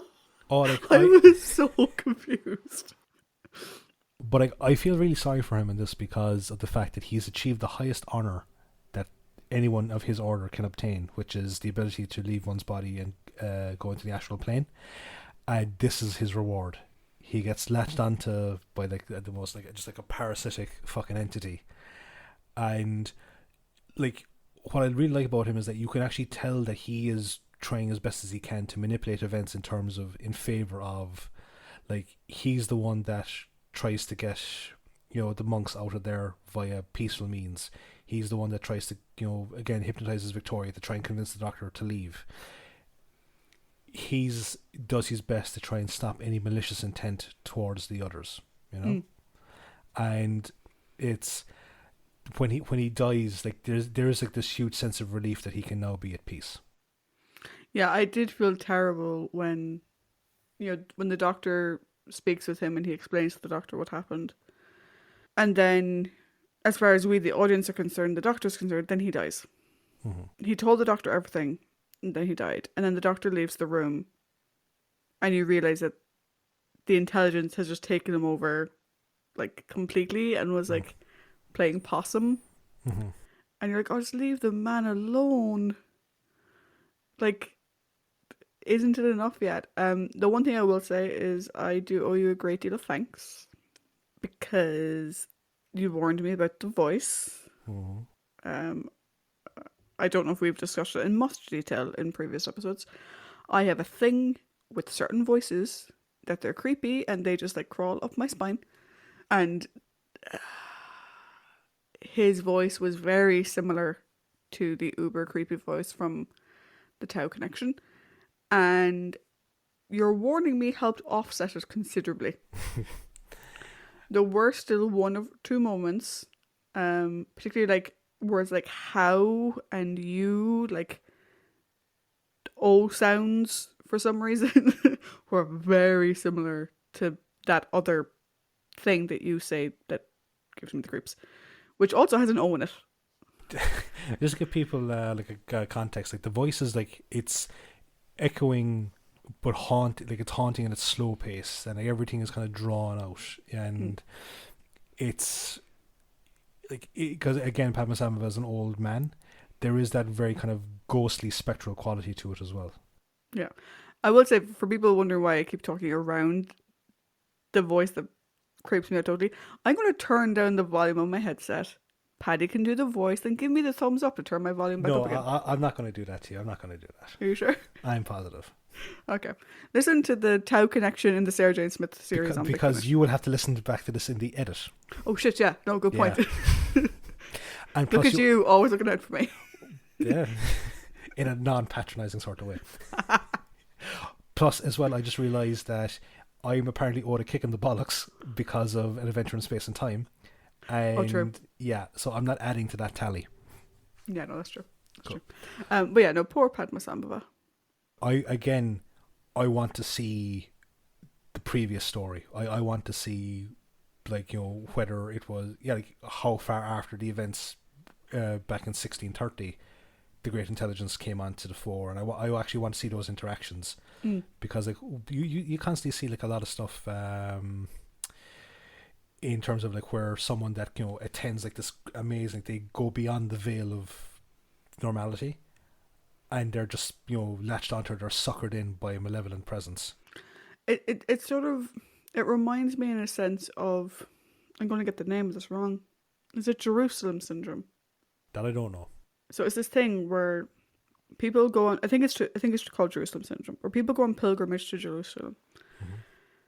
and they come back, and it's like they're convinced that they were visited by God and that they can hear God speaking to them, and it's this completely fucking like mental thing that's going on with them.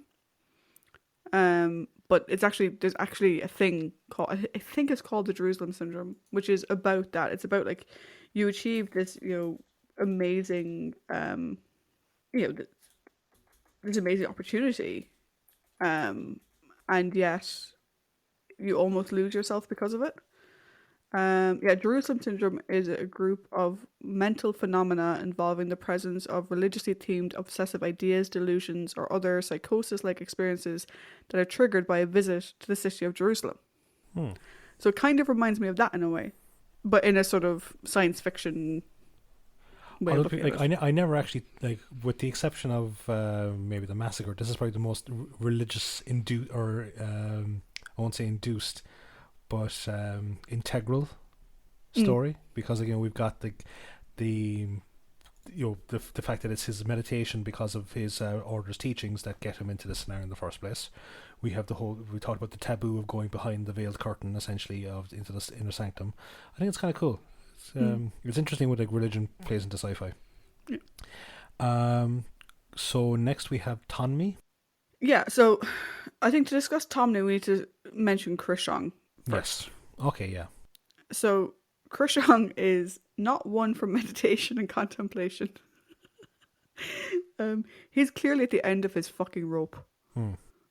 Like, there, from what he describes, not only was this random Englishman killed, but like brothers in the monastery have been killed. The Yeah. Yeti that they have known to be these passive creatures all this time are now attacking them. Hmm.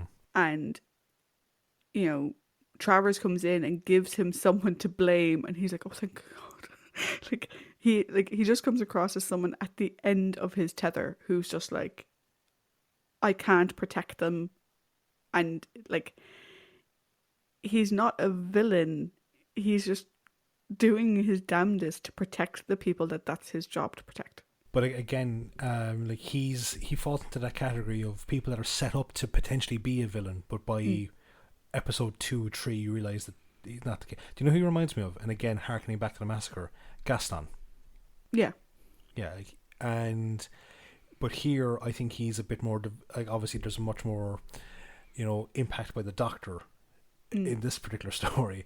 Yeah. That I get very sad at his ending, his demise, Me too. because he turned a huge personal corner in that he was willing to trust outsiders again. Because again, like there's like, the Doctor wants to save the monastery, the Doctor wants to save my brothers, the Doctor wants to save everything. That his reward then is like to get betrayed. Like he thinks at the end of it, he's like, well, he realizes that no, like Sang Sen is just a puppet. But that initial getting struck down by your abbot is, obviously it's a shock, and it's a very upsetting ending for a character that I actually thought was like turning out to be a great ally for the Doctor. Yeah, what I love about that though is I felt horrible for him when that happened. Um, because again, like, can you imagine being in an order like that, where you hold the head of your order in such great reverence, Hmm. and you're an order of monks, where it's meditation and contemplation and obedience. They do mention obedience a lot, and it's that head of that order is the one that turns on you. Like, that must be so soul destroying. Hmm. What I love is that, like, how even when he knew he was dying and he knew why, he still wanted to protect the abbot Yeah. because he knew that the abbot was being controlled. Hmm. And he could have very easily, out of spite and anger and whatever, said nothing, or said, like, oh, the abbot was weak, or he could have phrased it any other way, but he didn't. He was very much still, like, doing his job right until the end. And like that's why, like, when I was doing this, I was like, oh, I don't like having to put Song Set in the villain category. because he's a puppet. Yeah. Throughout the whole thing, like it's like oh, I hate that. But no, like I really enjoyed Chris Ang. Thought he was like a really, really good character. And I think Norman Jones did a fantastic. Like again, we've discussed actors whose like features are very harsh, or they don't come across as gentle or compassionate characters. Chris Ang ends up becoming one of the most noble characters in the entire story. Yeah. And like I said, from the moment I saw him, I was like, "Hello, Hieronymus." Yes, exactly. Mandragola. But the flip then is Tomney, who at the beginning is the reason to Krishong's madness. Yes. And I think by the end we really see Tomney as someone who has mastered the delicate balance between contemplation and protection. I think that Tomney is like a shoo-in to fill in Krishong's role in the Order. Yeah, I do have one thing to say to him though. Yeah. One thing that he did that really irked me. Yeah. Was when he threatened to put Victoria in a cell for no fucking reason. It's like they wanted to control her. So he took her to a cell and she was like, "Are you going to lock me in here?" But he's like, "No, but I will if I have to." Yeah. I was like, how fucking dare you? Like, I know you don't see women all that often, but like, Jesus. Like, there was... See, Tommy is, like, again, an interesting one because I like how he actually wasn't a trope of either being, like, a youthful renegade who's, like, questioning the dictates of the Order, nor was he someone that's questioning his vows because, like, obviously Victoria is a very attractive woman. That isn't this whole thing of, like, oh, he's tempted to give up the house. No, it's like, I actually like that they fucking avoided that. But he's... Like, it's funny to think, right, that in stressful scenarios, people's negative qualities, no matter how minimal they are, they're highlighted at the worst possible times. Because up until now, like we get to see Tommy as like obviously he seems like the more rational one, but here is the whole thing of, as you said, I'm going to have to lock you up unless you kind of play along. And it's just like that she's. Like, yeah, okay, she's a pain in the hole because she won't fucking stop trying to go into the prayer room. But there's no malicious intent there. So you know that she's not a malicious person. Yeah, like, he reminds me of... I'm trying to find the name of the character. There's a book series called The Origin Mystery. The first book in that series is called The Atlantis Gene. It's by an author called A.G. Riddle. I'm a really big fan of his books. And he also has a Tibetan monastery appearing in his...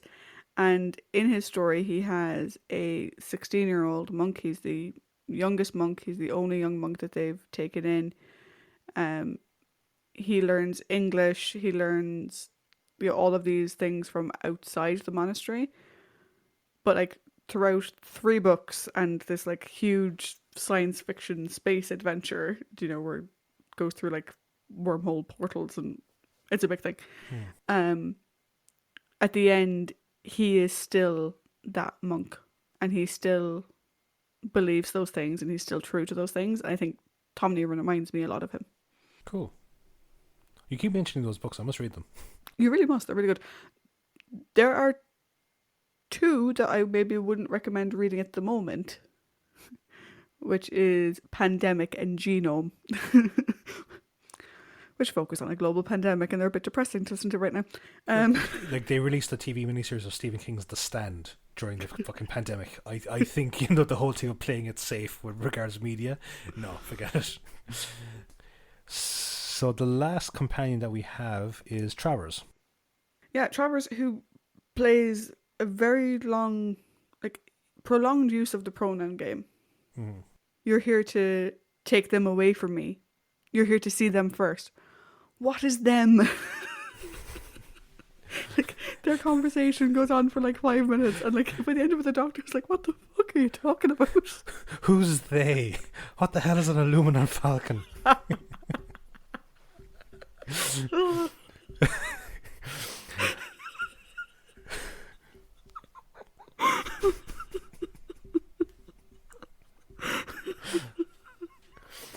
For anyone that doesn't get that reference, that is the Emperor receiving a phone call from Darth Vader being told that the Death Star has just been destroyed.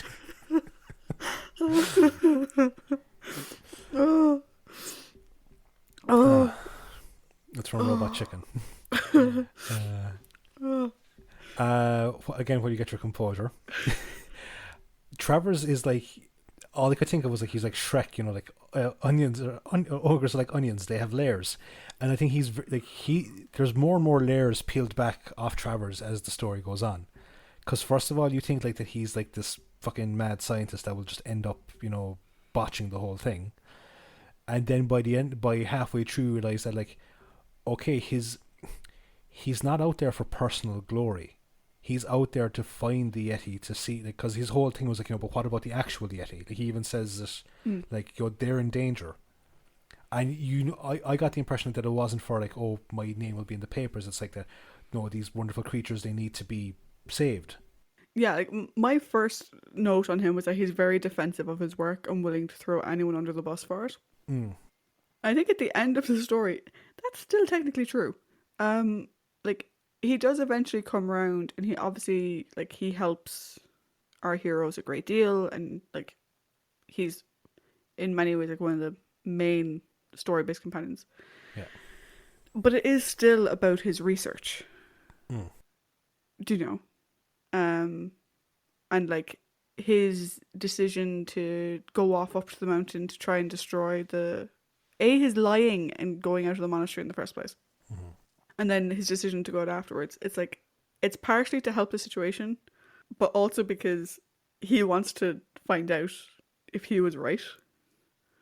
You know, if the Yeti are actually really these passive creatures or whatever. So like, I think he is a Shrek-like character, but I think one of the layers that goes all the way through to the core is his work comes first. Yeah. Not in a success way, like everyone's going to know my name or whatever. I agree with what you said there. It's not about recognition, although it kind of was a little bit at the start. It's about the work. Yeah. But I think that focus on the work though goes right to his core though. No, definitely. Also, at the very end, he's been carting that fucking rifle around for 6 episodes, and he finally got to use it. I was like, how could you miss? He was 6 feet in front of you. I don't. Yeah, like, I think we pretty much said everything there is to say about Travers. Like, you know, he's very like, he's a complex character, like kind of like Toadman. He's very simple, but he's very complex. He's simple in his complexity, you know. So now we have the villains, and we have the Great Intelligence, aka Bad Padma Sambhava. We have Song Sen, and then we have the Yeti themselves. So, what way do you want to do this? Okay, well, I only have one note for Songsten, really. I had several, and I deleted them all. Yeah. And then I just left one. Which and they say it in the story that he's merely a puppet. Yeah. Oh, he's a complete villain of circumstance. Villain of circumstance. Complete. He's like a textbook definition of it. Yeah, like, I had notes about how he shouldn't go around hypnotizing people and blah blah blah blah. But he was hypnotized to do all of that, so all of my notes are kind of a moot point. One thing though that I would have liked to have seen is I would like to have seen either, like, well, obviously Song Sen, but the actor get a chance to try and do something redemptive after he realized what he has done under the control of the Great Intelligence. Like, no, it didn't have to be anything small. Like, it could have been like a case of where he dashed into the room alongside Travers, you know? He brought Travers to the prayer room. Something small like that. Like, I'm not saying that he has to sacrifice his life, you know, to try and save the others. But I would have liked to have just seen that redemptive moment for him. Yeah. No, I agree with you. I agree with you on that. Cool. So then we have the Yeti. Yeah, styrofoam rocks are no match for the Yeti. Nope. The fluffy furry murder muppets is what I call them. Seriously though, they're not that intimidating. It's probably the key point. No, they're not. Like, when they attack Chris Song, like the two of them like together, I get the impression that must be what it's like to walk through a car wash. Because like, in some ways they kind of remind me of, jumping the timeline a bit, the mummies from Pyramids of Mars, who kill you by hugging you. With their weird pointy chests. Yeah. Yeah.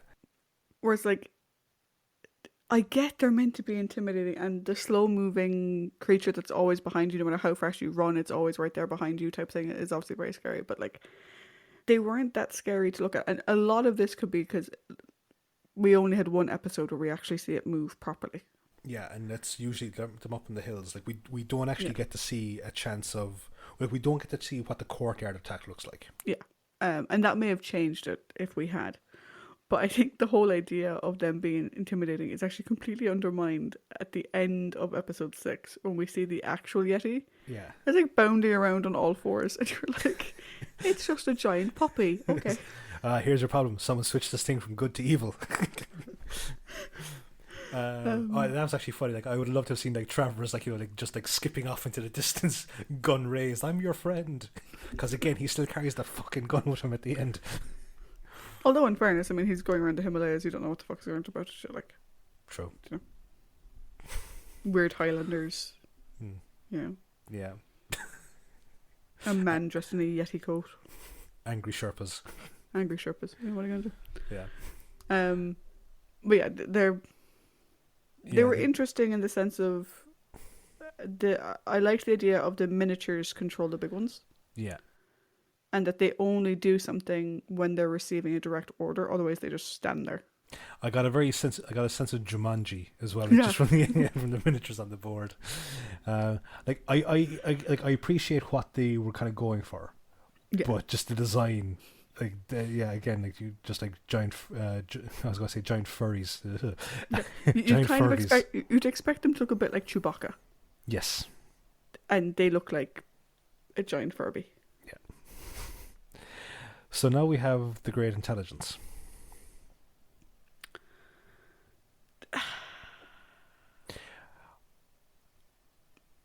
Go on. I have a question for you, right? Yep.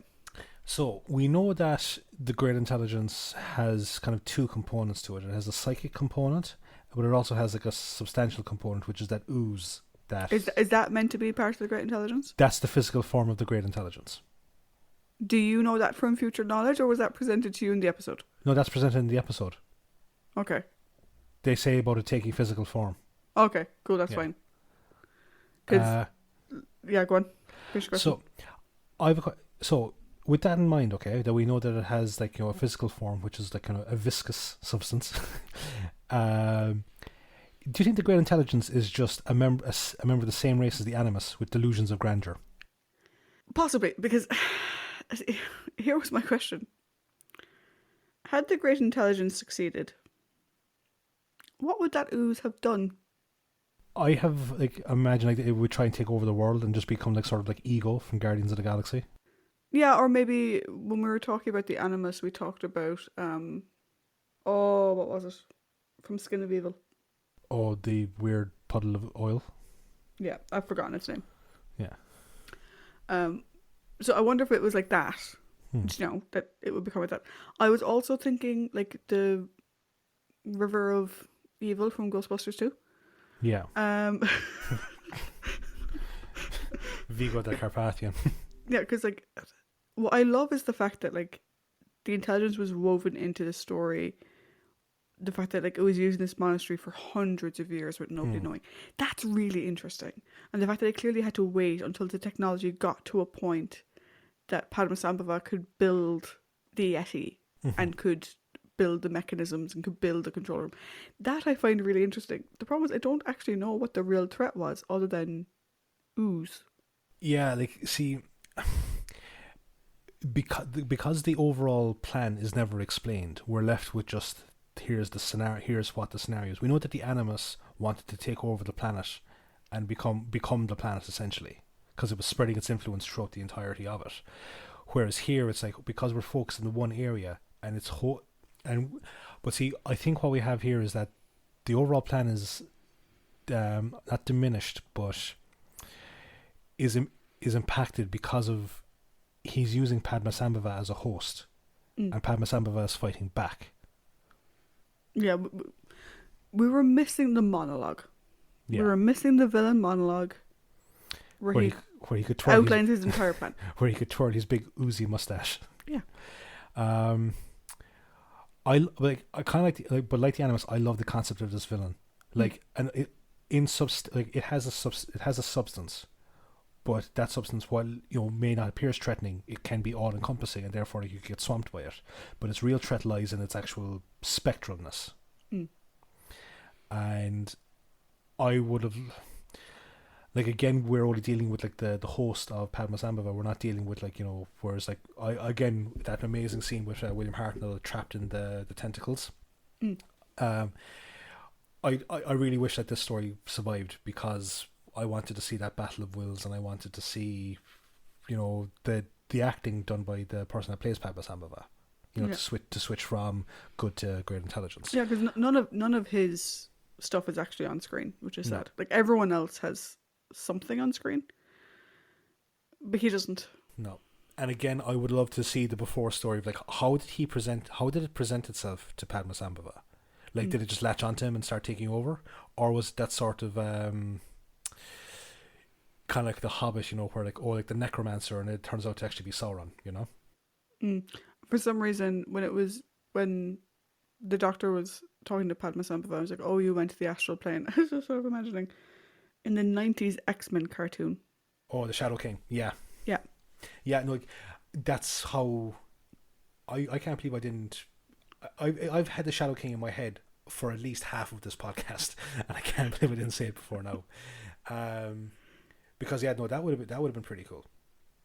Because that's what I imagined happened. That's what I'm imagining. Like, that's what you would think would happen. But again, I would love to see if there was some sort of like is it that sort of thing? So, or like, I can hear the echoes of someone trying to approach the astral plane. How about I, give him a hand to fucking get me out of here, type thing, But because of the fact that he is both kind of spectral and substance based, we've destroyed the substance, but have we destroyed the spectral? Ooh. We shall see.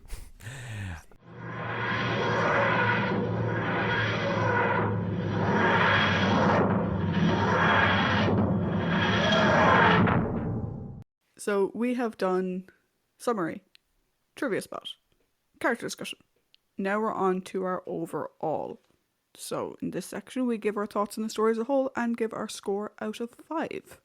Now, I have a question for you, okay? Mm-hmm. There has been discussion, especially in recent years, or even more so in recent months, over the racial aspect of older Doctor Who stories.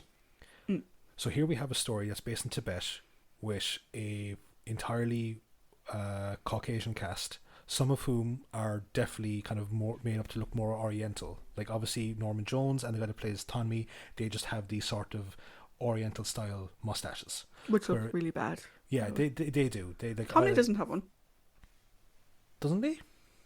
No, the guard on the door did. Oh, Repulsion, yes. But you have then actors like that are Rinshin who have the eye prosthetics to make them look more Oriental. What is your viewpoint on that? Just out of curiosity, if you have a viewpoint on it, is there anything in it that would that is kind of done derogatory? Do you think? So this is an interesting topic. And I read something on Will Wheaton's Tumblr the other day, which was this long essay about how Asian is not, quote unquote, essentially white.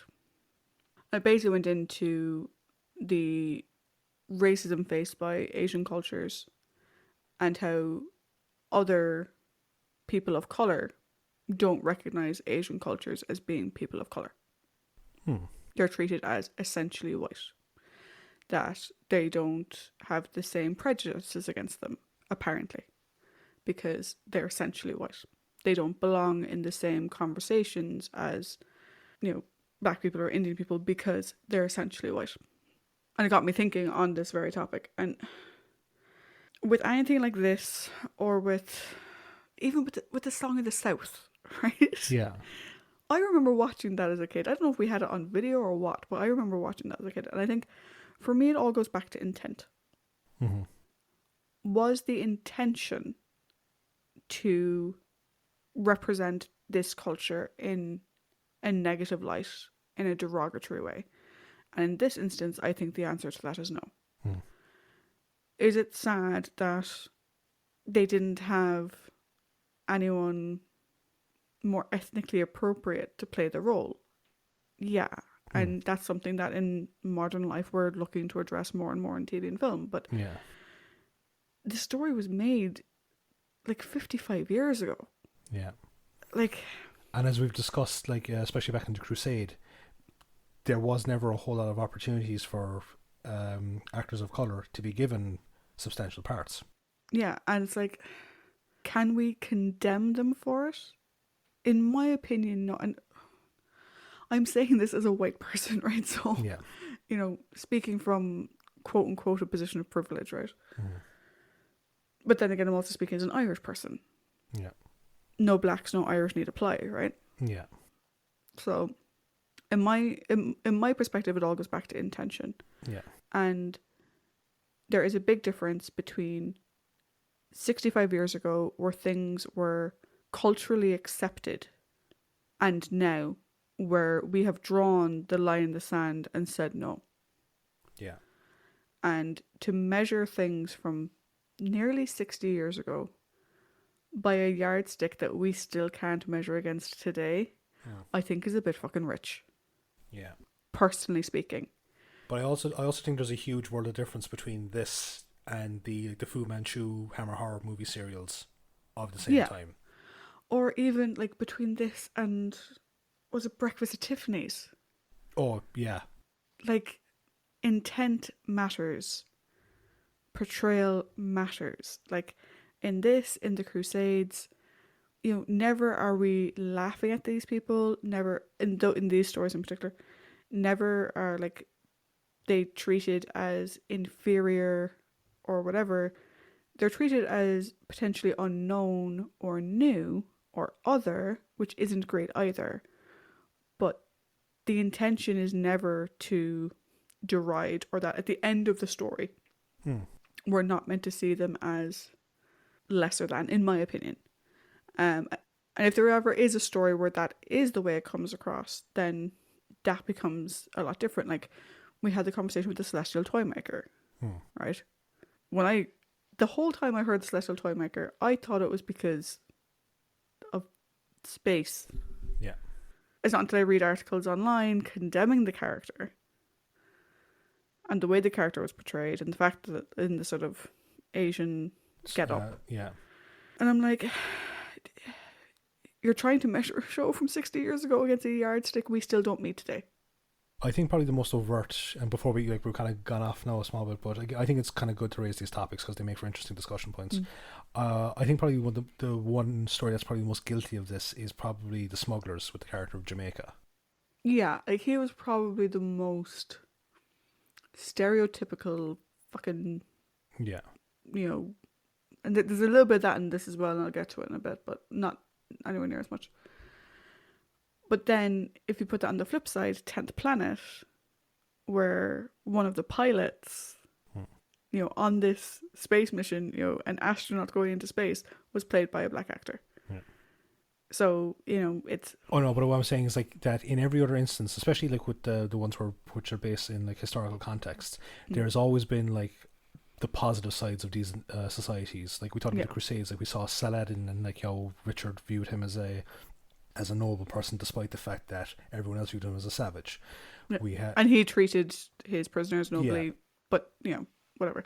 Yeah, and that's it for me. Like, I mean, like, I think this would be like you could talk for hours on this, and like again, you're never going to reach. I'm not like really qualified. Is my thing of it. Like, I support diversity, equity, and inclusion 110%. But like when I see online that like you can't watch Peter Pan or Dumbo on Disney Plus unless you're in an adult profile, I'm like, you're holding things that are decades old against a yardstick that we still currently today don't meet. I'm all for having a warning beforehand. That's fine. You know, you may see things in this show that you find offensive. This is a product of its time. Yeah, I think the trigger warnings are actually going. Like, I think they ease things, but obviously there's a lot of I don't think you're ever going to find like a perfect measure for everyone. No. But I think that the trigger warnings are probably like the best foot forward at the moment. Yeah, and like to give an example of the yardstick that people measure against. Everyone has their own. Like, people criticized Russell T Davies for some, I can't remember, was in like season 1 or season 2 of the like 2005 onwards part of the show, and people commented on like the language that he used was seen as being a bit offensive to gay people. And it was written by Russell T Davies. Yeah. I mean, and he said that he used terminology and phraseology from the time, like that's what people said in 2005. And like he's a very proud gay person as well. That is like, again, kind of touting for the rights of gay people, especially gay actors as well. But I think we can table this for the moment. But again, like, I like having these conversations, especially in these contexts, over when this stuff is raised. But the overall component of the story. Yeah. So overall, I quite liked it. Yeah. I think the mechanical Yeti was an interesting idea, taking something we all heard. We all grew up hearing about the Abominable Snowmen, right? Mm-hmm. I can't even remember where I first heard it. It's so ingrained in us. I think goosebumps for me. The Abominable Snowmen of Pasadena. That's very specific. I genuinely don't know. It's just always been there. So to take that and apply a sci-fi twist to it, I think is brilliant. I love that. I thought Jamie had some very good moments with Victoria and the Doctor. I love that the Doctor flexed his mental abilities. That was great. And Victoria standing up to everyone and showing how she's not just a damsel in distress to be set aside, I fucking loved. Things I didn't like. The patronising treatment of Victoria. And going back to our conversation from a second ago, the one sort of, really? You decided to include that is when the monks were like, the woman is a servant of the devil. She breathes life back into the Yeti. Yeah. I could have done without that. That, I think, was unnecessary. There's a million other ways you could have played that out. Of Victoria was secretly controlling it, or Victoria knew all along how it worked. They could have come up with anything. They didn't have to have it be this fucking, she's a servant of the devil, women are evil. It could have just been like the outsider. Yeah. So I could have done without that. And that we never really found out what the end goal was, really. Like, what would have been the outcome if they lost? Just world domination. It's just a go-to. Yeah. So overall for me, quite like the story. Weird voices notwithstanding. Some positives, some negatives. I gave it 3.5. That pause was because I mouted the voice at Tricia. No, I agree. Like, I enjoyed it. I did. Like, I liked what they were trying to go for with the Yeti, but obviously the execution wasn't really that great. I did like. I liked the development from Victoria. I like to see, like, we're looking again at the Doctor's mental. I was going to say faculties. The mental side of his arsenal. I do think that there was probably some missed opportunities for Song Sen to have some sort of redemption thing, and I think my kind of thing of the Victoria getting like hypnotized, I'm like, can we just not? I don't know what it is about it, but it's just really fucking bothering me. So I went slightly higher. I went 3.75. Not bad though. Not yeah, bad. no, still a kind of very respectable score for the story. Which again, like, if you just look at it from like an outside perspective, it's just like, okay, like the Doctor takes on like the Yeti and whatever in Tibet, and it's like, okay, this is what the Yeti looks like. It looks kind of fucking naff, but it's actually, again, it's the story of these characters. Again, it's a huge lot of that score comes from the supporting cast, particularly Norman Jones as Chrysong. Yeah, I think that he did that Gaston role very well, and both him and Padmasambhava and Song Sen all have very kind of tragic endings. Yeah, no, they all do. Yeah, which, like, again, is, I think one thing about Doctor Who is that what was it? What story did we have where like we commented the fact that everyone lived? It wasn't the moon base, I don't think. No, because everyone didn't live in the moon base. Yeah. The whole point of the moon base was people were dying. Yeah. Or was it like so that every one of the principal cast lived? I can't remember. But no, Was but it it's the war machines? No. no. But no, like, it's just like this thing where like, you know, it's a hallmark of Doctor Who, like that not everyone that you like is going to come out of this thing unscathed. And here we have a great representation of that, where characters that are actually really, really good, really interesting characters, unfortunately they don't make it to the end. Or they don't make it to the end unscathed. Yeah.